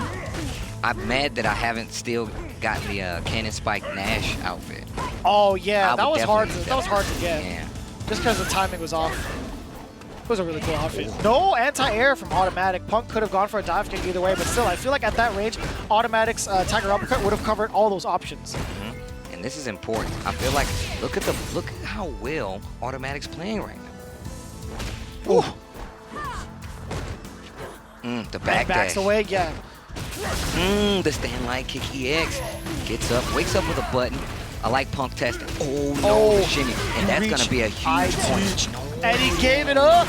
That's he doesn't start him. Activate that might have just cost Punk the round. DP with the Kara. The first round is going to Automatic. Punk looking around. He's making eye contact with Knuckle Dude. Automatic very vocal with his teammates. I can hear Dankadillas cracking it up. Okay, the low forward this time, not able to make anything Dragon happen. Punch again! And you see him hit the duck to prime for it, right? But maybe it was just a duck not expecting to throw. Now he's in the corner, though. Okay, activation early. The side switch, we know how this works. And He hasn't gotten the meaty setup yet. He's been trying that over and over again. There are times where the opponent just lays there, doesn't quick rise, Automatic. Oh, what a call out. That was so good, but now you know he knows. He knows that you have to be careful. Once Sagat activates that trigger, you have to be careful on your air approach, because if he charges that trigger while you're coming down, he's going to eat the hit, and he's going to get a conversion off of it. Man, this is making me want to play Sagat. He tried to go for DP. There's a throw. Yeah, I got caught at the last second. You do have to do a forward input after all. Check with the medium kick. Uppercut. No, it's not there, Steve! Okay. Needs to take his time. Oh, man. Wow. Gustavo might have made a tweet about Automatic as well while he was playing. I can't tell. I can't tell at this point. Stand medium kick triggers active for Sagat. Again. Oh, okay. No opening. This is good. This is good. This is the final round of the first game. Oh, the throw has to be careful. Again, airborne, pump. That's all she wrote. Nice and easy, confirm. Getting the critical art. Even if Automatic wasn't dead, with this critical art, Cammy's able to dash in. On hitbox, it's really hard. Come on, you playing on hitbox, bro. You press one button. You one button, bro. Huh? I know you got one button. DP. I got a left ring finger. What? I got a left ring finger. You got a whole thumb. I don't use my thumb. I don't know about all that. You never know, man. I'm a jump. Oh, you better jump. You better jump, DP. That's the first. It's not the first successful one. You gotta be better with those. I feel the low Tiger shot has a slow recovery, so it's really easy to get in on that and look at the pressure coming already. The thing is, it's not only just that, but I don't think there was enough mental damage to deter Punk from jumping, right? Punk called it out. He's like, I'm going to jump. And then, obviously, he was going to go for it again. He wasn't phased by the ground game. He's not submitting to the ground game first. I think it's a. See, that's what I was about to say. You need to condition him by getting those throws in there as well, because he's just walking. Oh, the tail end. And he missed the DP again. That was definitely. That's a little difficult. I gotta say, once it's V-Trigger Cammy, it's a different story. But still, man, you gotta expect it. It's Cammy. Set point right now. The confirm there from Punk. Found the low forward. Oh wow, just answers He mashed. back. You know he mashed it. Yeah, he definitely mashed it. Yeah, I died. Oh man, he just mashing it up close. There's the activation. It's gonna give that stun a chance to get down too, and he just pulls the trigger on it. Okay, he's gonna get the corner. This is good. Yeah, for the corner carry. The damage. Gets the forward throw. He can make something big happen right here. Use the rest of that V trigger. Catches him swinging. He hits him with his own, and he.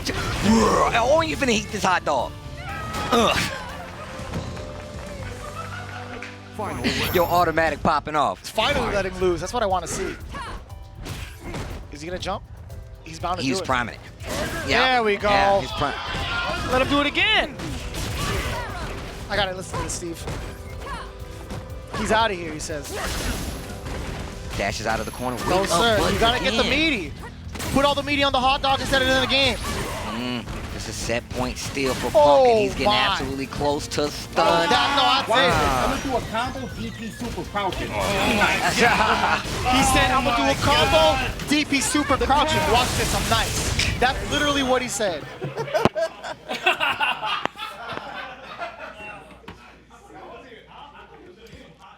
No, that's nasty though. Somebody told him that wasn't even optimal. I think it was Knuckle Dude who told Punk that wasn't even optimal. Yeah, and they all laughed at that. That wasn't the objective. He was just saying he was nice like that. I don't know what that means. Like being able to crouch and do a combo? I don't know. It's Cammy, dude. I don't know. That's a pretty good combos crouching.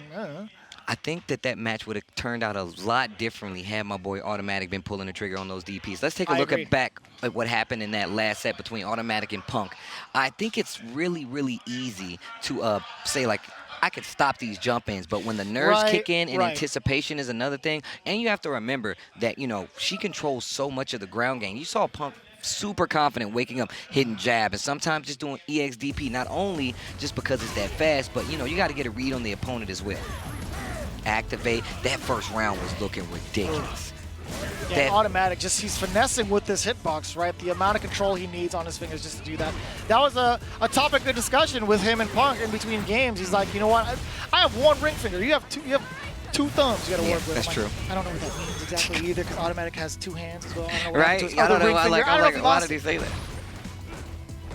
Good pressure. And I like the fact that he was chasing. He looked out right there.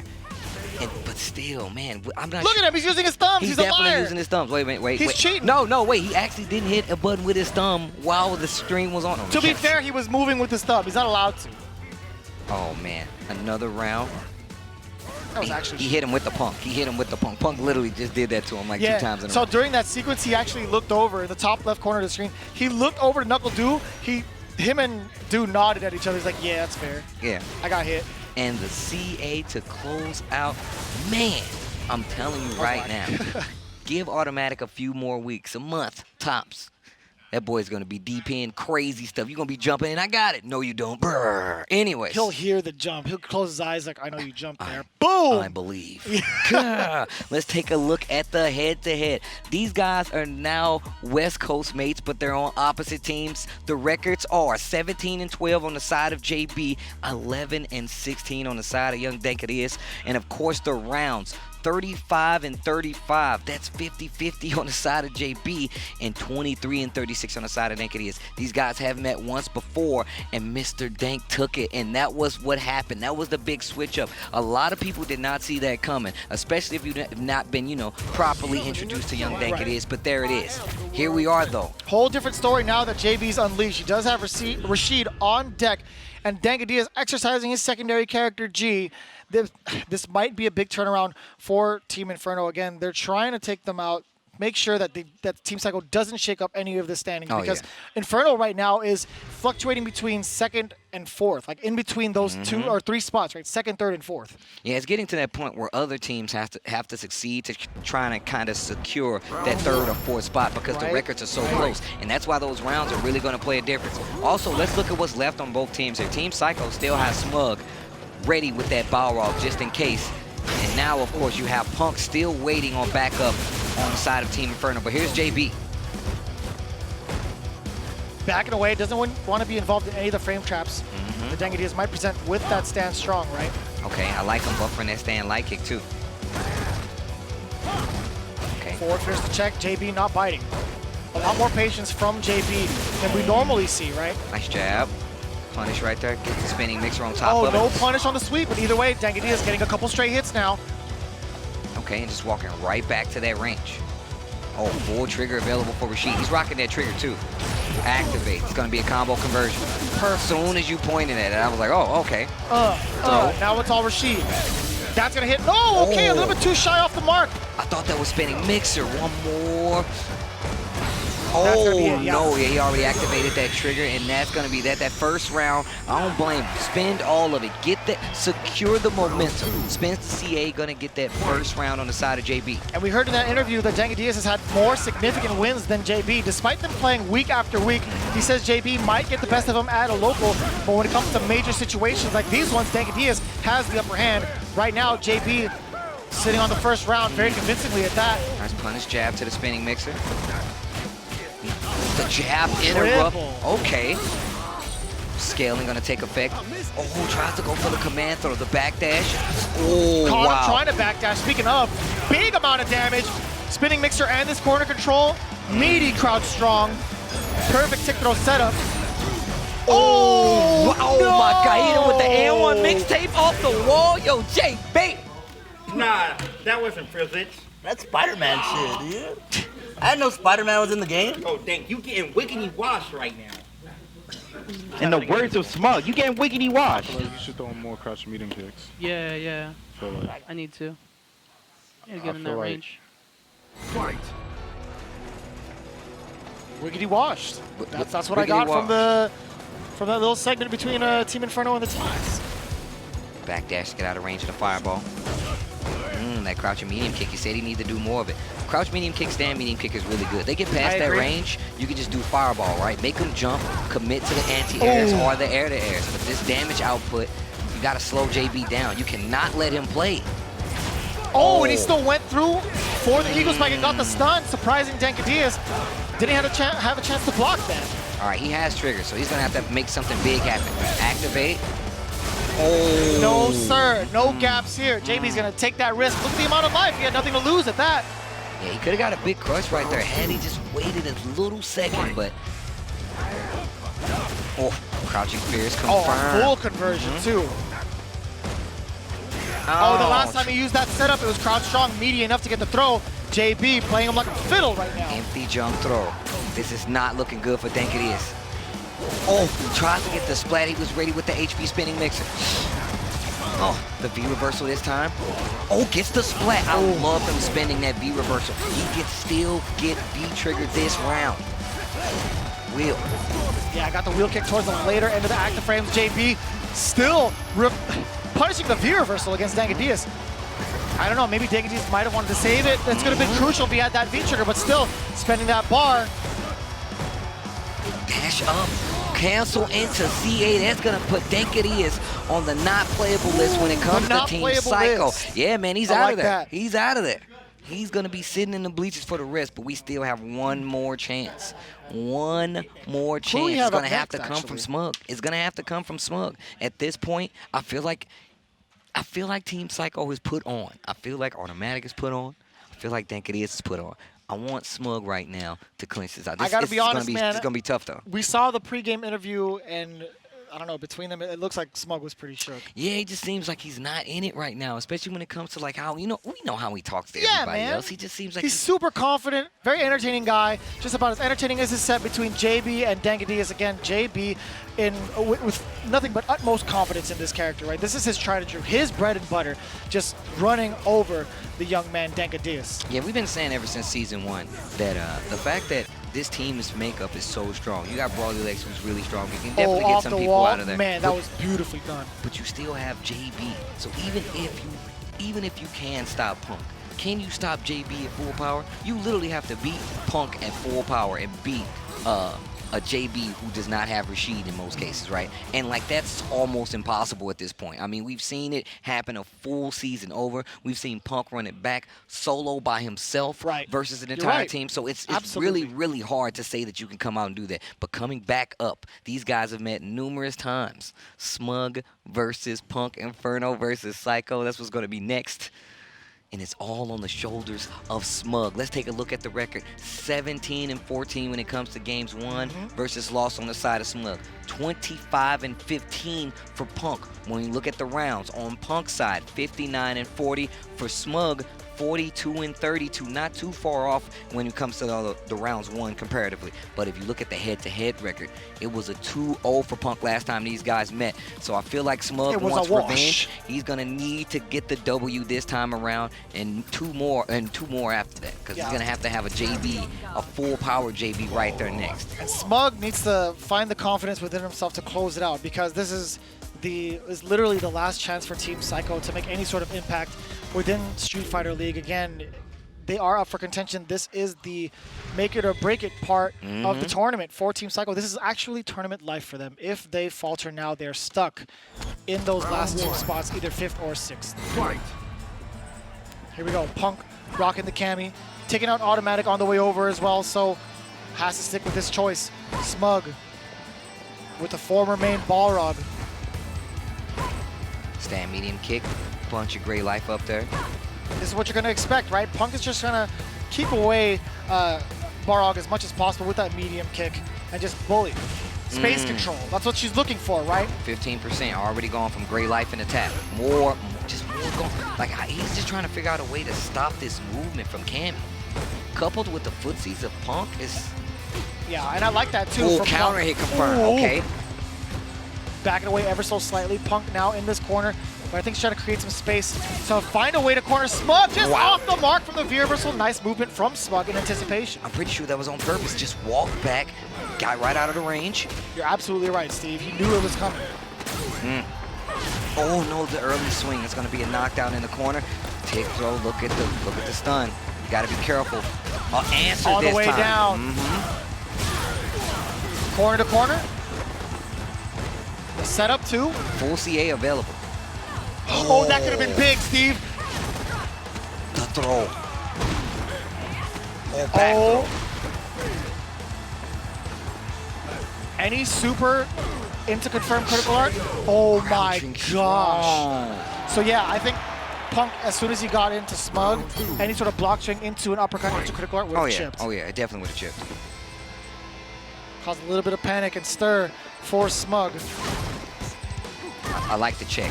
I feel like Smug is one of the few people who does that consistently, especially at the right times. Okay, I love the defense from Smug, but I feel like just the fact that he's taking so much gray life is just shaving down. Look at that, and now he checks out, and now he has the life lead, that momentum in his favor, and it takes so much more for him to get that momentum back because it's Cammy. Look at this. That walk speed. Punk running away with it, yeah, taking advantage of this corner positioning. Even after the throw, she can pursue with another normal. Smug is trying to get that activation. He does so right here, trying to push out of that corner, trying to find Punk catching a button, and instead, firing right back with a confirm of his own. Punk is going to take it first game 2-0 in the rounds. The monitor got laggy when he did V-trigger. Not bad, not bad. I approve, I approve. Let's see, let's do this. Not looking too bad, but must-win situation. He needs to win this match. And that V-skill option is constantly being checked. Last time it was by C8. This time it was by a button. You got to be careful. Seal of approval from Smug, man. I don't know if he's shook by Punk. I really can't tell. Okay, he's not playing it right now. Okay, tries to hit a button, possibly walk out jab. Okay, fishing. Full shimmy right there. There's the check. That could have been dangerous. I like that option. Yeah, air to air, but still Punk finds the opening against Smug. The back throw, maintain this corner position. The jump uncontested by Smug. Oh, no, that's gonna hit. Yes, sir. The thing was, Smug needed to do that outside of a normal to get any sort of block stun. However, Smug just did raw activation and Punk took full advantage of that. Went with a light normal into the uppercut, and that's all she wrote. Punk looking at match point. In fact, he's looking at team battle point against Team Psycho. Gets the crush. He needs to make something big happen these next 2 rounds. This is it, Steve. The last leg for Team Psycho. Smug needs to make it happen. Tech. Okay, gets to confirm this time around. Oh, good. Baits out the DP this time, and it's going to spin his last bar. He needs this. Oh, wow. The activation off the crouching fierce. Tries to dash him back to the corner. Does another throw. These situations have not been good for Smug at all. And he interrupted it anyway. Punk found the gap, woke up with that uppercut, and Smug hanging in there by a thread. Okay, all right. This has to be something big. Give me another match at least. Give me some more Street Fighter. I like that. Right out of range dash punch. Can't punish that bad boy. There you go. Play at the range. Get a little gray life for your own. Nice chip. That was confirmed. very deep too. Getting that confirmed from Punk, and now he's trying to push Smug into this corner. Back it away. As soon as he saw the roundhouse, he's like, all right, I'm going to back off a little bit. Needs to be careful with those dash punches. We know Punk has a keen eye. He knows exactly what he's looking for. What you weren't kidding. You were not kidding with the keen eye. Stand strong into the fierce. Again. CA coming up as a throw. Not if the stun comes first, Steve. All right, activate. V-reversal, full CA available for Smug. Yep, that's all she wrote. Oh, and that's going to be that Team Psycho. I believe that's going to put the nail in the coffin for their team and their chances of making the playoff. And Smug just not able to take it to Punk, especially with that Balrog. And these guys have met plenty of times before, not only here at Street Fighter League, but across the continent, across the world. Yeah, and a lot of these very true. instances. So it's like I feel like these guys have a better read on each other than most, especially Punk versus Smug. These guys play on the same coast. They've had a lot of experience versus each other, and I know there's got to be a hard pill to swallow, especially for Punk. Especially for Smug. Yeah, I mean, the second time they fought each other, and Smug just couldn't run away with it. I mean, Punk was just going ham on Smug in terms of the space control, bullying with sand medium kick. It was just all in control of him. If you guys want to watch how the matchup goes down between Cammy and Balrog, this is exactly how it should be played, with all due respect. Yeah, you got to take your time in this matchup. The damage output is heavily on side of Balrog, right? If he can find those openings. But the touch and go, the in and out, the tick throw game coming from Punk is just too good.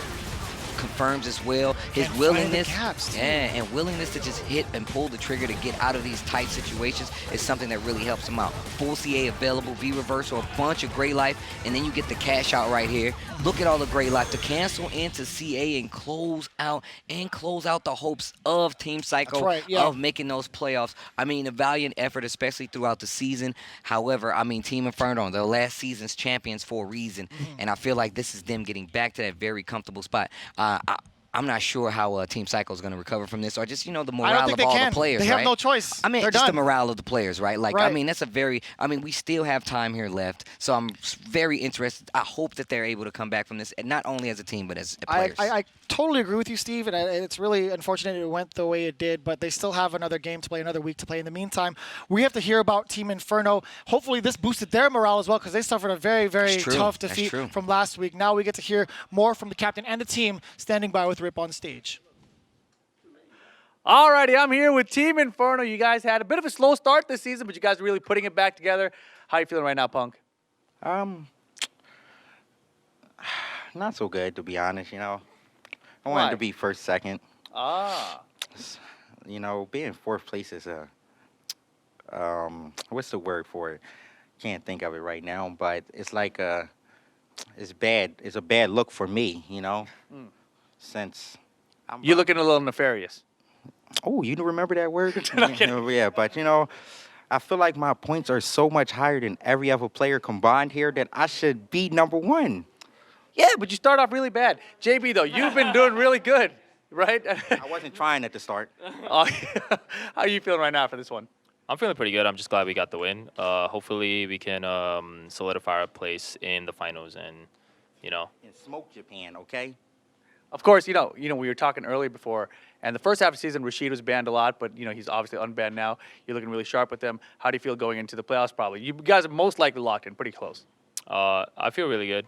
I think that since we're going to be able to refresh bans in the finals, we're just going to ban Samurai Zakuma so he doesn't wash Punk again. Okay. Hold on. He has only ever beat me once. Okay? I have like 6, 7 wins over him. Don't listen to JB, please, guys. Don't listen to him. So you're saying if you play against Frost again, you will not ban the Akuma? Oh, yeah, I'm a ban Akuma. I'm just checking, man. He think his Ryu is nice, so let him play Ryu. Words from the former champs. Let's send it back to Tasty Steve and Vicious. So you mean to tell me you would rather play as Ryu than as Akuma? Is that what you're saying? I think that's what I heard correctly. That's what he said, right? I think that's what I'm not sure. I think we're gonna have to check back with Punk to see if that's what he really said. I don't get it, man. That was crazy him and say that. That's wild. He's a crazy individual. Too He's bad a real he can't nefarious defend guy. himself right now. It's crazy. Well, regardless, Team Inferno kind of securing themselves for that playoff spot, but it would be on the loser side. Let's look at the standings so far. You could see up there in first place, still sitting pretty, Team Gale. Of course, in second, Team Storm, and right under them at third place is going to be Team Inferno, especially after that win. You see the arrow, they went up in standings, but right under them, Team Frost.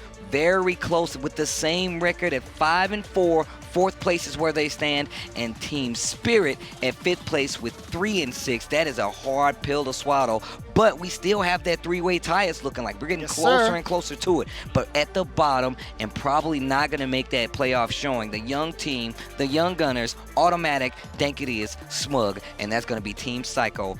2 and 7 will be their record. Now this is a huge one, right? Going into the schedule, we saw the first 2 teams. Now the final 2 teams in contention is going to be Team Storm versus Team Gale, right? It's going to be 801 Strider, the captain, guiding Mojo and Tommy's two-step, going up against the first seed with Knuckle Dew, Rob TV, and Shine. It's going to be a wild one. This is going to really shake things up, and we'll see how it turns out after the break.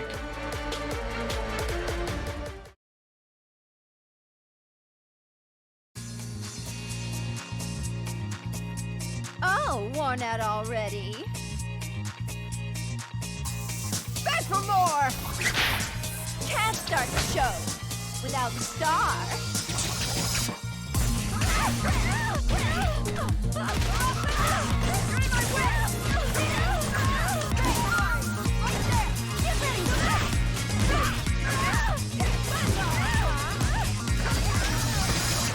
You want a second chance?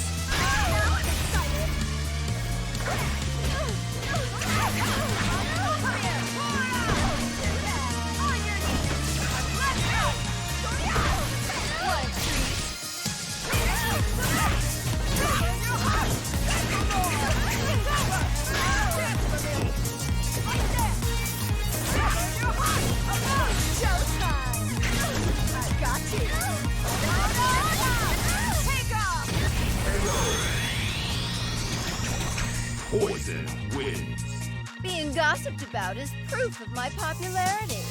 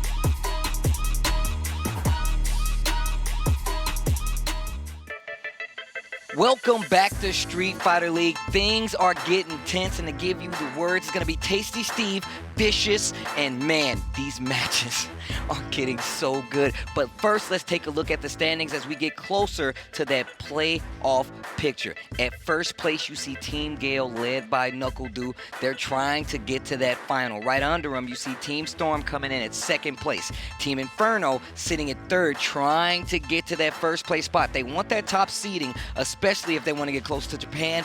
Team Frost still in contention. They still have a very good chance of making it. However, Team Spirit and Team Psycho are both out of the running for that playoff picture. They have been sent home at a record in 2 and 7 for Psycho and 3 and 6 for Team Spirit. They still have a chance to kind of shake things up for the rest of the squad, right? They're just going to be hanging out, not necessarily in the running anymore, but they're looking to probably disrupt the ranks because it's going to be absolutely vital going into this playoff bracket. As you see, as it stands currently, Team Gale and Team Storm in the winner's side, and the loser side, Team Inferno and Team Frost. And how this is going to play out, they're going to play each other in a new set. These guys are going to be moving from winners, right? Whoever wins from that moves on automatically to play in the finals, the US versus Japan, taking place at Capcom Cup this year. However, we're treating this like a double elim scenario. In the losers bracket, Team Inferno and Team Frost have to fight for that position. Whoever loses there is going to be out for the remainder. Whoever moves on fights the loser of the previous winners bracket. It could be Team Gale, it could be Team Storm. In fact, it could still shake up as we still have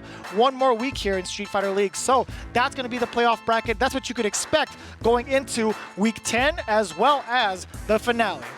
Team Inferno still has a chance to get that top seeding on winner's side, depending. We have one more week of battles to get there, and Team Inferno, I know Punk sees it. It's right there. He can come back on that on the winner's side just to get another chance to go for the repeat and, win Street Fighter League for a second season in a row with Team Inferno. Yeah, in the meantime, we do have Storm and Gale looking to solidify themselves in their placement, right? We have the brand new team. Team Storm led by 801 Strider alongside Mojo and Tommy Two-Step. They've been dubbed D-Generation Storm after the way they've been playing and overall because of their character selection, right? In the meantime, we do have the runner-up Team Gale again from second place to current standing first place, led by their captain Knuckle Dew alongside Rob TV and Shine. And again, they've been evolving each and every week. This is the best I've seen them, in terms of the player cohesion, just the way they've been talking to each other and overall gameplay. So it's going to be pretty wild to see if Team Storm can bring it to Team Gale in this team battle. Well, look, teamwork has been the pivotal picture here when we talk about Street Fighter League. Team Storm has it all together. Team Gale has it all together. But how well do they know their captain? I believe we have a game show interlude coming up with Rip. Take it away. And welcome to another edition of How Well Do You Know Your Captain? I'm Rip, and I'm here with Captain Knuckle Dew from Team Gale, and of course his teammates, Shine and Rob TV. So I've got a list of questions here for Knuckle Dew. He has the answers written down, and we're gonna see how well these guys know the captains. How well do you think you know Knuckle Dew? I know him completely. Yeah, completely? Definitely. Oh, definitely. I know everything. We have 5 questions for you. You gonna get 5 for 5? Yeah, 100%. How about you, Shine? 5 for 5. I'll get 6 for 5. 6 for 5, damn girl. All right, here we go. Question number 1. Favorite cereal of Mr. Knuckle Dew? All right, 4 for 5. I should know this. Yeah, I do. It's Let Shine go first. Oh, okay. I'm gonna go with Lucky Charms. Hell no. Is it a hell no? Nah, he like this healthy ass cereal. Oh, I should have cussed. Come on, man. We talked about like 2 weeks ago.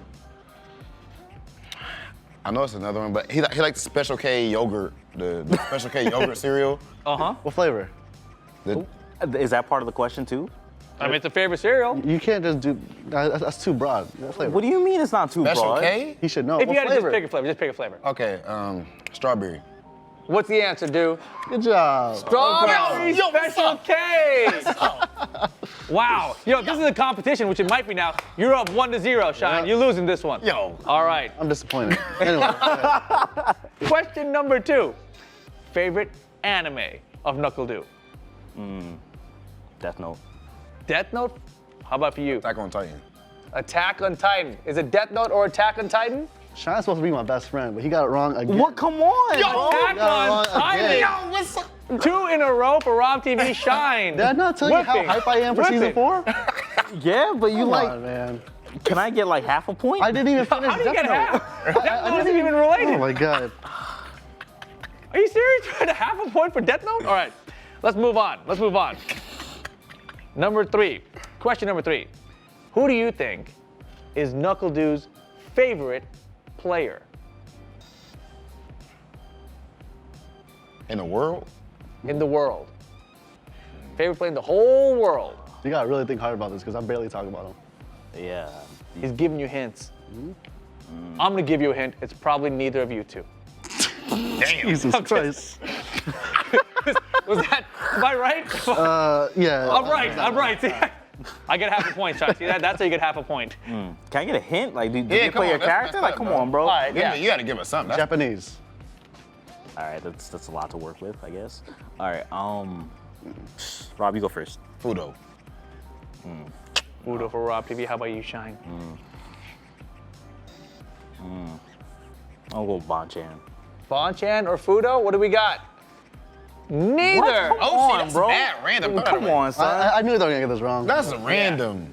That's your favorite Why player? HC Mojo? He's like the best Dawson in the world. I know what you're talking about. I know who he is, but Yeah. Anyways, carry on. Man, Shine looks so disappointed in your choices. Shine's 0 for 3 right now. Shine is 0 for 3 right now. All right, question number 4. This one might be easier. If you guys are actually his friend, I think you might have a shot at getting this one. Favorite food? Oh, that's easy. Steak. Shine looks pretty confident. He popped it up right there. Steak.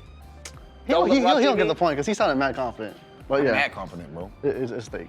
It is, in fact, steak for Knuckle Dew. My man went to IHOP and got steak. Ding, ding, you got a point. You're on the board. All right, here we go. the last question that we have. How well do you know your captain? Who is the better player? Is it going to be Rob TV or Shine? Oh, damn it. Shine. He gonna say Shine, but it's me. What do you think, Shine? I think it's me. You think it's you too? Yeah. Both of y'all think it's Shine? Me. The answer is me, but he gonna say Shine. So you both think he's going to say Shine? Hold up, no. Neither.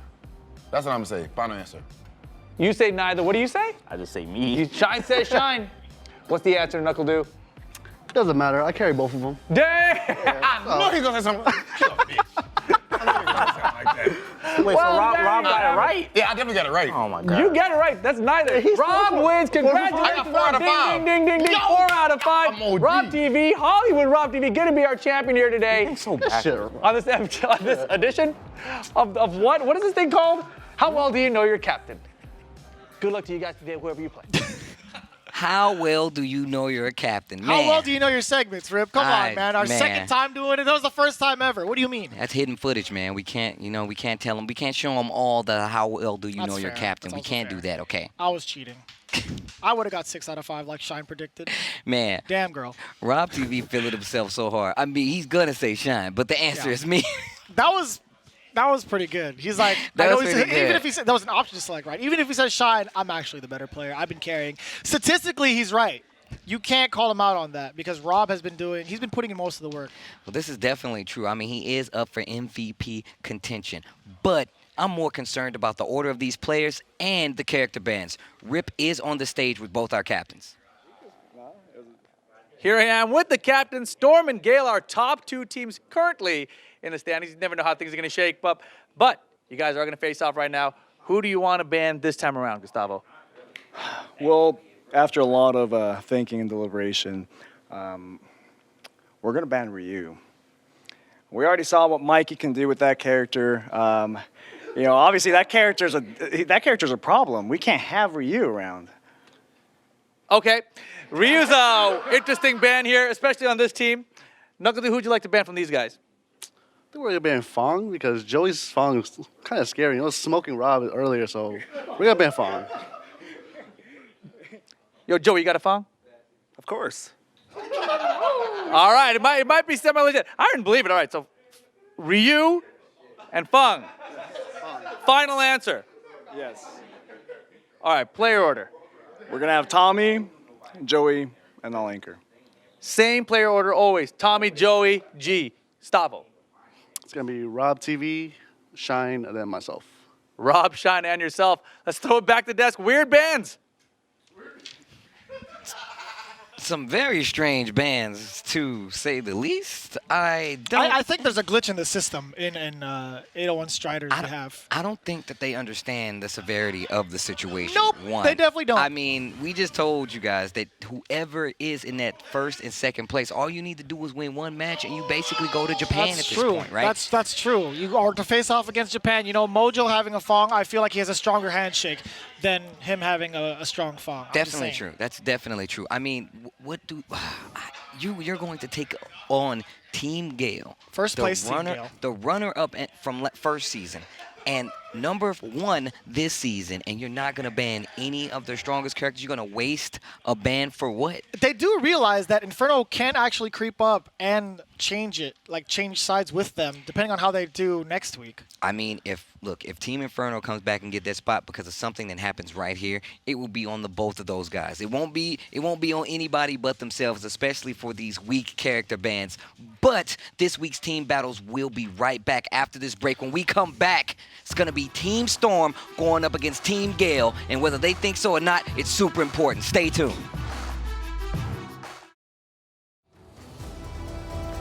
This is the path of my destiny.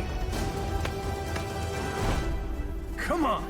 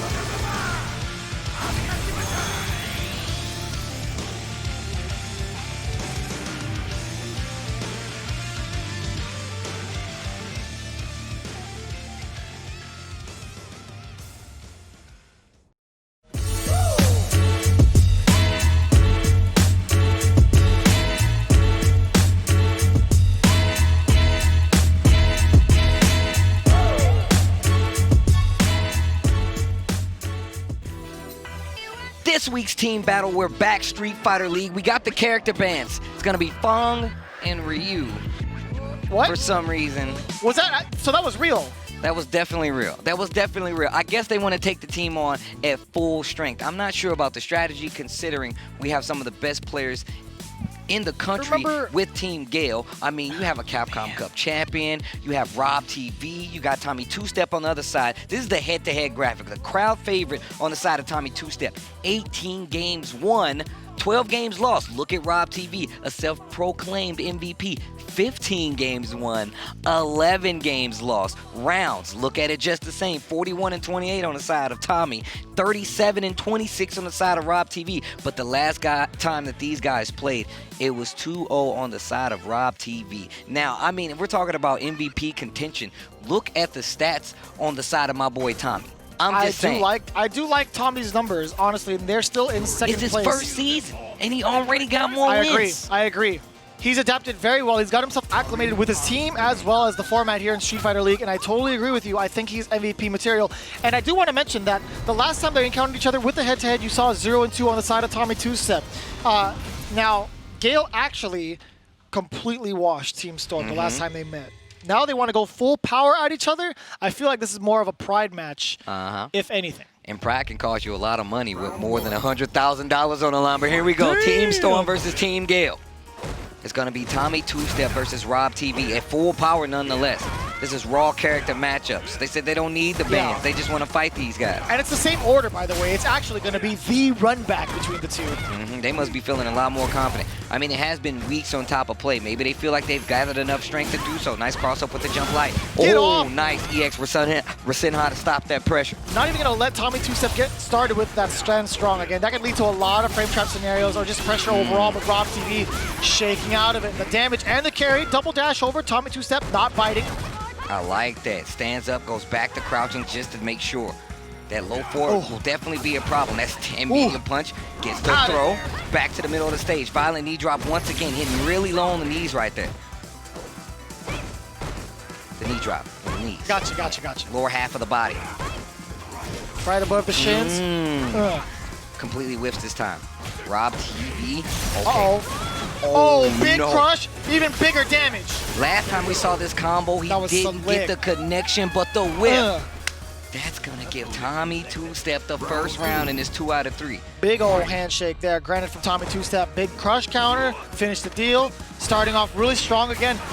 Does have a lot of meter. Firing right back. Rob TV with the Rasenha, the stand fierce, bring him to the corner. Look at the stun. Neutral jump, that's a trade, and a forward throw, not a stun just yet. Another one, that's gonna be the stun. Rob TV getting a little meter on top of it, and that's gonna be the round. It's also gonna empty out that EX bar for Karen, but it's not the worst situation. CA still available for Yuri. Yeah, so Karen builds a lot of meter regardless, right? If she gets that knockdown, she is able to get these Oki situations very easily, especially if it's off of a Tenko or a shoulder. That's you see one of it. Immediately back into it. He likes head butts, and he cannot lie. He was using that meter, catching Rob TV off guard, firing away yet again. EX tackle. Okay, keeping the pressure on his side. Life lead definitely in favor of Rob TV as he finds another confirm. Needs to be careful. Crouching fierce to try to get that confirmed block pressure to push to the corner. The neutral jump into the overhead, but he, wow, I think he tried to unblock in the middle of that second mirror. Still there. She covers that ground so far. Nice V reversal, negating the threat of the Aegis Reflector. The second one is no longer available. Full CA available for Rob TV. A confirm will do it. And it's not even going to be needed. The standing fierce. I thought he was too far. No. He got away with a lot of jumps and knees. Yeah. Okay. Got y'all. Let's get this 3-0. All right. Yep. Walk him down as well. Okay. All right. 801 Strider saying walk him down.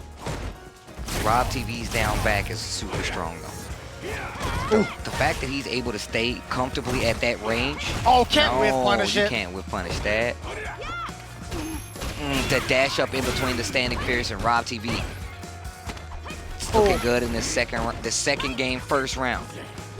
Okay, standing strong. You see a lot more of a slower tempo from Rob TV, only waiting for that knockdown there. That was another throw for sure.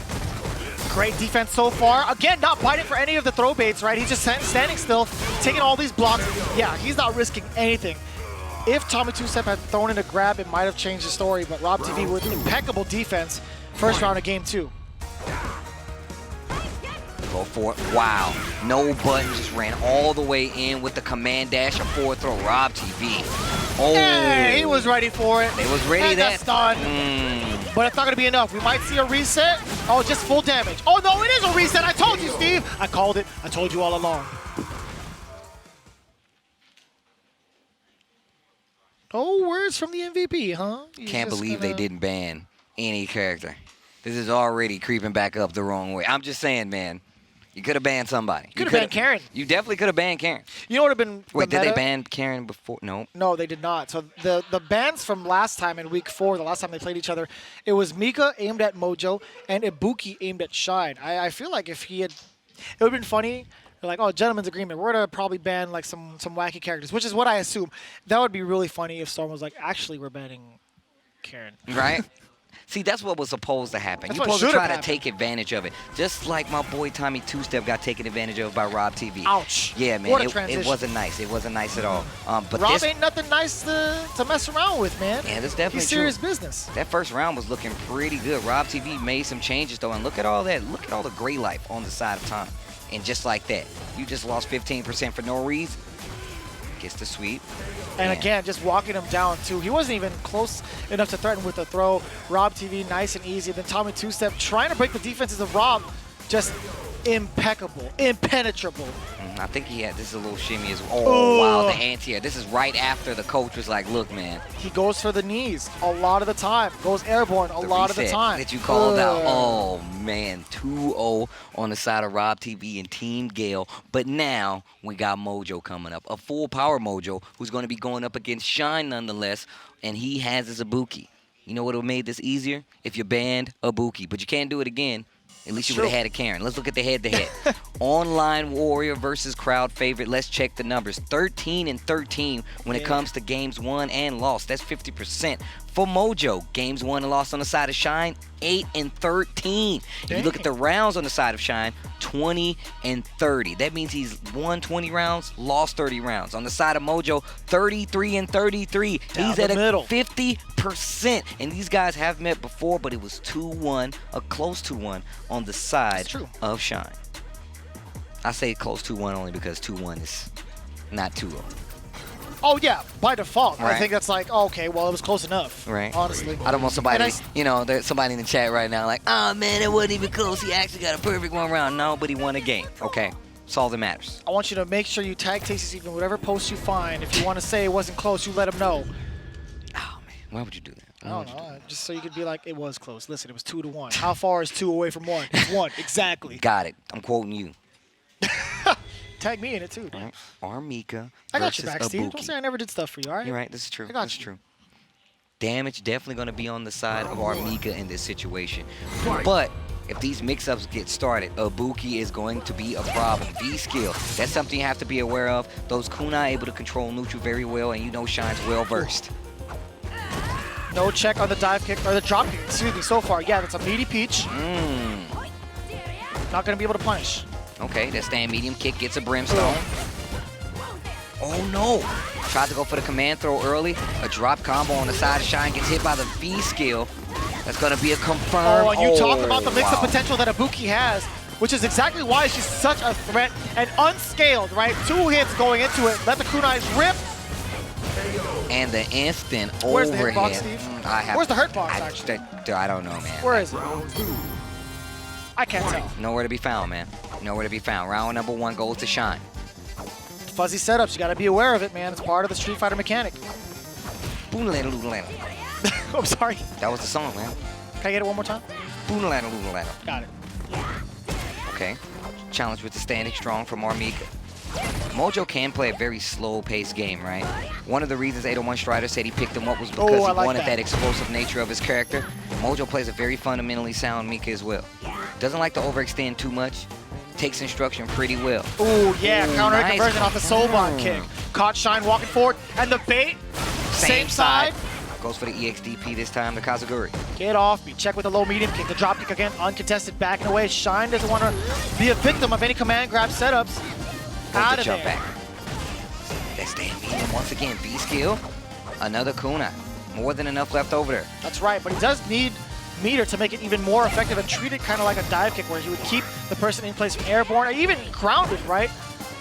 Ooh. That bar is up there for Shine. Oh, caught him mid V-skill. That's going to be it. Mojo taking a round, 4 round. 1 apiece in his first game. Final round. But I do like Shine coming into this round despite being at only 1 bar. He still has 6 kunais, 1 a confirm from Mojo. Okay, I like that series. Ooh. Was that a punish? No. Shine playing back a little bit. There's that entry you were talking about. Gets the back throw. Another EX kunai, but no conversion off of it. V reversal. Oh, a lot of great live with Mojo. Trying to make his way in. V reversal out from Shine. Doesn't want to be involved with that advantageous mix-up. Okay. Challenges with a target of his own. Mojo. Of her own, excuse me. Mika. Same difference. Oh, what nice. a check. You saw the startup on the V-skill, right? Shine got stuffed out and Mojo confirmed afterwards. Okay. V reversal to stop the V-skill. Okay. The Lady Mika. The Super Mario to get out of there. That was great. That was sick. I like that. You need some more screen behind you. Plenty of meter and the whip punish on the V-skill. Oh no, full trigger. This is a do or die situation. The jump out. Oh, but the drop. No more. No kunais either. No meter. Just got the first bar. Anti-airs the drop kick. Throw. The throw, unbelievable. Shine with the utmost confidence walking up. Oh, go ahead. You know what you did wrong. Yeah. You got got away with a few Very key, odd drops. Drop kicks. That's what I was gonna say too. The drop kicks. My man said odd. Like he never dropped shit. Very odd. Man. Get out of here. We talked about this encouragement, man. Be on my team, bro. Come on. Man, shut the hell up and win. He said odd drop like he never dropped tournaments. Shut up. Drop combos in tournament. Oh, Okay, go. Hurry up. Captain getting impatient. To let you know how comfortable the team is playing right now. I wonder if they would have been that playful had they actually got a character ban. I mean, they're pretty confident going into it. Again, they fought Team Storm, beat them down 3-0. They're going to continue this roll of confidence, right? They don't mind throwing away their bans for the sake of making their mark. I wonder what kind of stain is going to be if they lose. Brimstone. I don't know. It's in the snow. It's going to be just fine. Oh, no. That was sick. Big Brimstone. damage. Oh, okay. Lady Mika instead. Yep, tries to go for a little meaty setup with the Lady Mika. Not going to work. That was so deep, but yeah, that was kind of a hint, a big hint going towards the other side, the way it was angled. Oh, wow, that was so good. So far away, too, building himself a little bit of gauge. And on top of that, pulling out some more kunai. Uh-oh. Calls out the Nadeshko, the dead. giant swing, the Mika typhoon, and you are down. That's going to be 1 round. Face first in the snow. That one patch of the snow that's actually just frozen over. Really unfortunate for Ibuki. That's going to shatter her bones. I'm totally kidding. Shatter her bones? Shatter her bones. Cheekbone and all. Oh, nice Leading shot jab of to surgery check on the the face. dash. Wearing the mask initially. Gonna need it more for the longevity of the recovery period. The neutral jump, walks up, goes for a strong. Shine not overextending. A little gray life on both of these bars right now as they go back and forth. The standing fierce. I was just about to say, Mojo's still going for that drop. It was about time he went for it, and Shine's still uncontesting it. The staggering of the V trigger pressure is really getting Mojo in trouble. Stun becoming a factor, gets 1 more kunai. Only 3. There's a confirm. Plus frames, Nadeshko, continue the combo. EX, no. Oh, big back time. to the corner. Oh, you might be dead, bro. You guessed wrong. That might be the end of the game. Oh, yeah, that's a classic. That is always the classic. Nobody's ever ready for that moment where Shine, or excuse me, Ibuki goes airborne, right? All right, here we go. The round. That's so hard to contest. It should still be a throw, too, especially in that scenario. Could have been a throw, but it's still an instant kunai release. In the air. Back dash. Check the back dash. Yeah. Back throw. Switch sides. Another one. Lock him down. Way to contest there. Stand short. Now it's going to be an additional activation. Untouched, unfazed. Shine is going to stand his ground. He's just back into the corner, but it's fine. No big damage taken. Great series, though. Oh, Brimstone, this could be good. Full CA available, too, for Mojo. So he's got some meter to work with. Oh, wow, this is a good. Still no trigger available for Ibuki because of that early V reversal. This is definitely doable. Brimstone. Another Brimstone full critical art, by the way. Oh. Any big hit? Oh. Side switch, full CA. That is going to be the game. Woo! Mojo playing it slow and steady. He's trying to win the race, but it's only 1-1. No, not at all. Dashing jab. Like if he does dash jab, like you're too late to check it. At least just back dash because most likely command grab's coming. So just at least back dash. It's kind of similar to Cool Kid. Yeah. You can reverse on this situation, then keeping your stuff tight. Okay. All right. Okay. And I'll call out when, because it's pretty obvious when Ibuki players want to go for a V skill, because if they're close to getting a bar or close to getting a V trigger, they're going to try to start doing it way more. Be mindful of that. Try jumping in more like during in a cross-up range. Corner? Oh no, like in mid screen. Mid screen, okay. Yeah, like cross-up range. Cross-up, okay. Yeah. Let's watch that V meter. Yeah, you got this, bro. Yeah, you're playing great. All right, 801 Strider. Telling Mojo, look for that cross-up range. Solid critique on both sides, really. Pay attention to the V gauge, because you know a lot more are going to start coming out when they get closer, especially from the Ibuki. Now you can expect, Shine backing off just a little bit. Is kind of weary of the command grabs incoming now, going forward. Now that Knuckle Deuce pointed it out even more. If you happen to miss it, just back away. Okay. Nice block on the overhead. Not able to punish though. Gonna go for a reset, yep. A fuzzy setup yet again from Shine. Big meaty as well. Nice tech from Mojo. Oh, the confirm back to the corner. This is a bad situation. Oh, that's supposed to be a V reversal. He was waiting for it. He definitely was waiting for it. That was definitely a book. Look at Shot's face. That was 100% a V reversal attempt. No, that definitely was. Dude's looking over here. He's like, no, I don't like the look. You're lying. Shine has never used that, but I've never seen Shine use that. No, tries to call out the sweep, not gonna work. Oh, wow.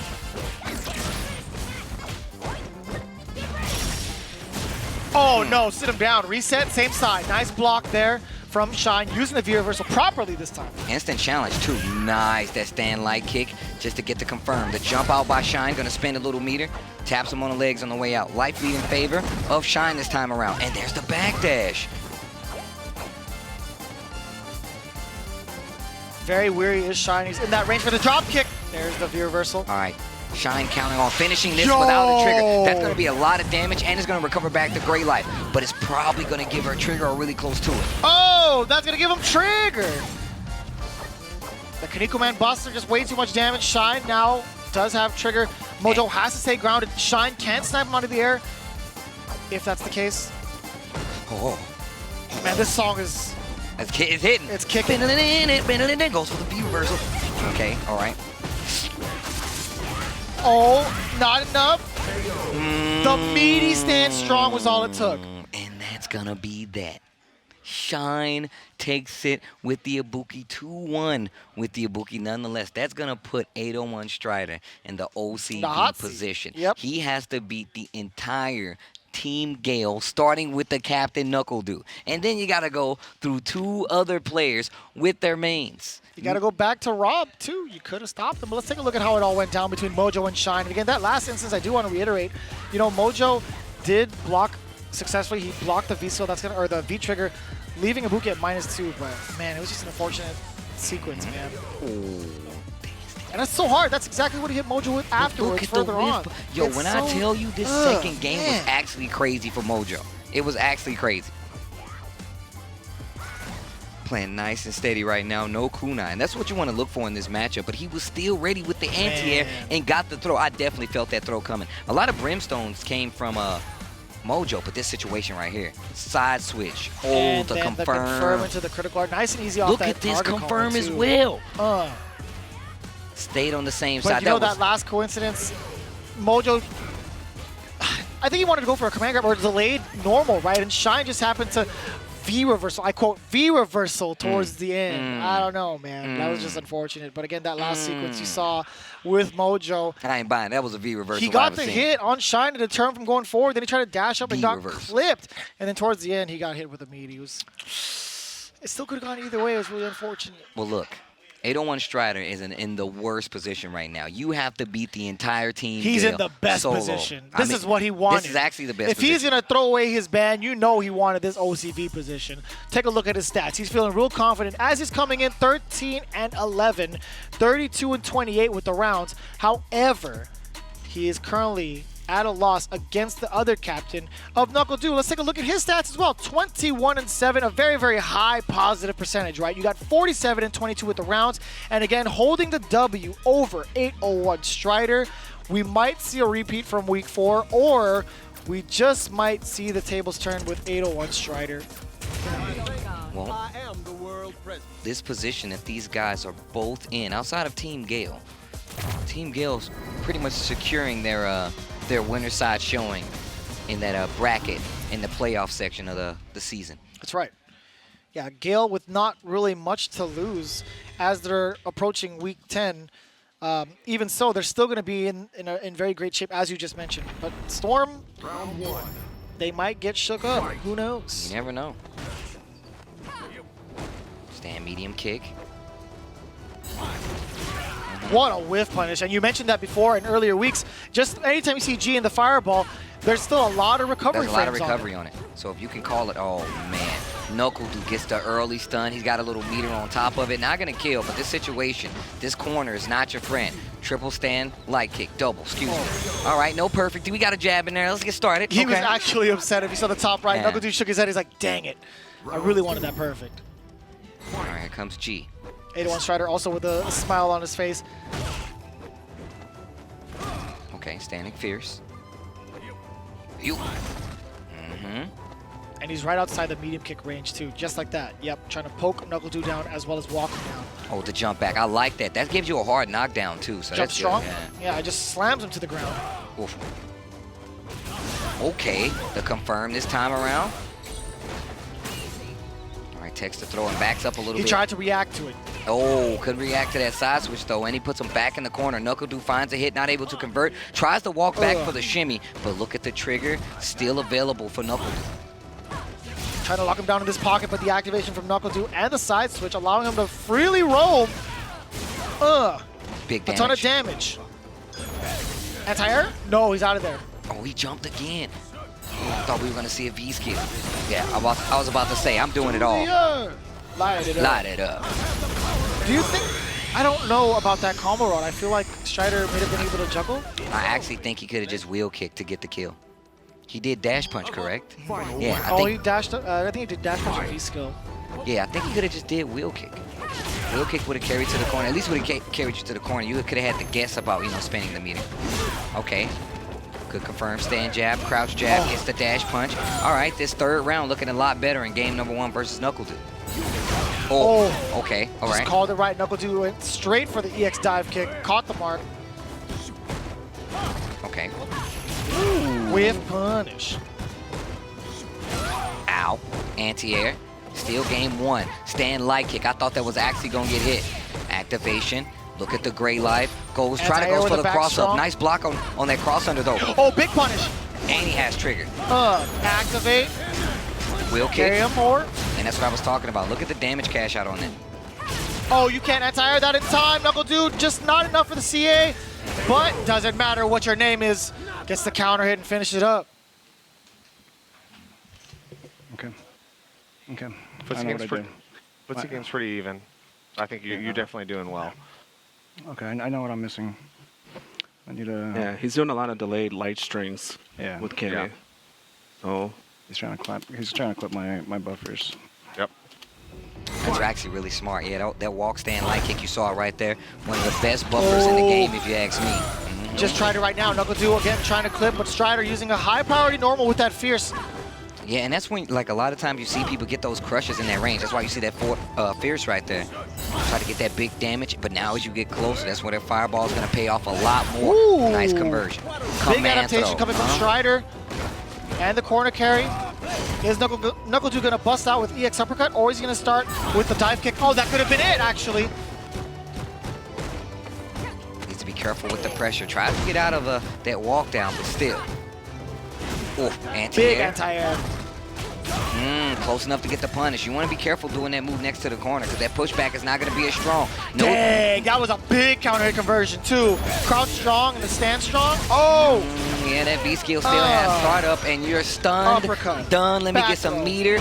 Ooh, CA on deck as we head to the last potential round here. It's so crispy too, man. The way that NuckleDu is just operating all over 801 Strider.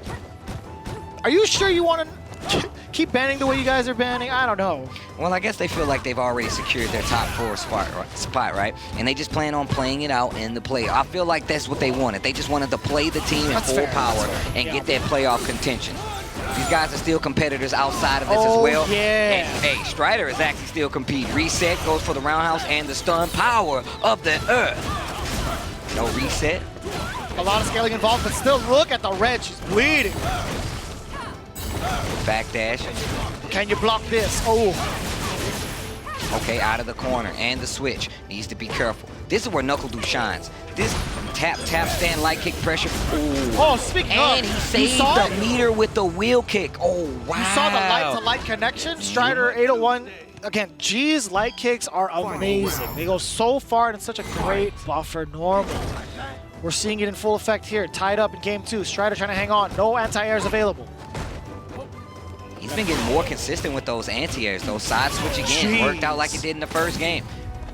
Oh, hit this time. Back throw. So smart. He needs this round. 801 Strider needs this round. Grab. And he has full CA. This is good. Power of the earth. No.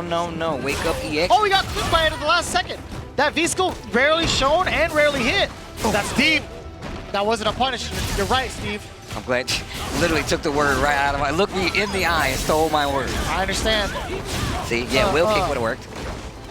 Too far for the command grab, and NuckleDu proving he's the superior player. Damn. Smoked. He thought he had it too. He got the command grab. He was like, yes, no. It was. You got to check it out on the replay. You really do. Look at the top left corner of your screen. Look, that's while how we're it going works. through it. It was actually pretty funny. Team Gale getting another sweep, 3-0, straight up. You don't say. Let's take a look back at the replay. These guys choosing to ban Ryu and Fang so they can get the full-powered showdown, and it did not go down the way they wanted to. NuckleDu able to close out as captain. No recycling of the order needed. That's right. GG's no re. You're going to have to hold that. Sorry, bud. Dang, that was so That was crispy. I'm sick. telling you, That crouch was strong actually stand, sick. strong stand, fierce. He gets to use all his stuff. Man, he's going ham. Look at how he's hitting the buttons. Gets the stun. Let me get some meter. Back throw as well. Maximum meter gain. Still had that CA when we went to the next game, but here comes 801 Strider trying to bring it back. This is the last sequence, right? Take a look at your screen on top left. You saw it. Oh, He no! definitely took his headphone off right before it. And you saw NuckleDu kind of like admitted as well, like, whoop, that's what happens when That's you the don't. way the cookie crumbles, man. Got him. That means Team Gale going to secure their spot on the winner's side of the playoff bracket. That means if they get one more victory, they're going to be going to Japan with whoever else seems to make it to that top winner's side. They have to get the W if they want to. Only 2 of these teams is going to get to play the Japan SFL League champ. That's right. So again, they're in that current standing, but I do want to know what was going on through the mind of Team Storm as they were going into the matches. We actually have that answer standing by with Rip and Team Storm. All right, I'm here with Team Storm. Obviously, didn't go the way you guys planned there.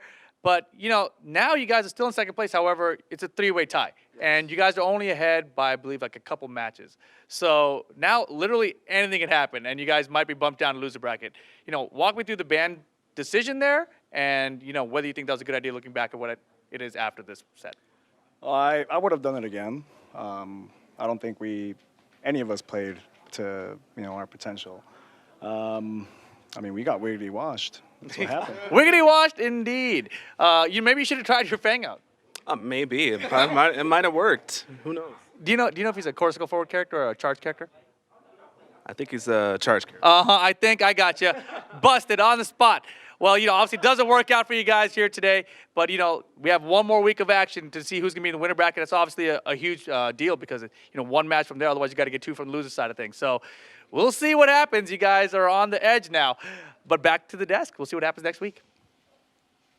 So Team Storm has one more week to hope something crazy happens. And, that way they might be able to move up, but that's just not the way it crumbles. No bans. At least 801 Strider got to play with his character G. Speaking of which, let's take a look at the stats. I believe G is the most played character. 21% so far. Games 32 and 31. Still right there at that 50% Pretty mark. solid record, if you ask me. And look at the rounds. 79 and 71 losses. G looking like a powerhouse out here in the world of the Street Fighter League, and I think that's a really good call too. We had multiple players here. I feel like we saw the ins and outs of this character on multiple levels. We've seen the bad, we've seen the good, and we've seen some of the best players in the country get their hands on them and show them to you. But there it is, man, 21%, really close to that 22% as the most used character here at Street Fighter League. Take it as you will, but G is going to be a pretty big driving force as you see most of these players play. And let's take a look at the current standings and how G actually brought them to either the victory or their defeat, right? So Team Gale sitting at a pretty solid lead. Whether or not they get changed up to first or second, they're still in the winner's bracket for the playoffs. So either way, 7 wins, 2 losses for first. Team Storm taking another L, 5-4. Pretty important as Team Inferno might creep up behind them as they're currently in third with 5-4 as well. Team Frost, I think right now they are pretty solid between 4th and 3rd, right? They're still in that bottom 2 spot for the top 4 with 5-4 as well. And the only thing for the last 2 teams in 5th and 6th respectively, you have Team Spirit and Team Psycho.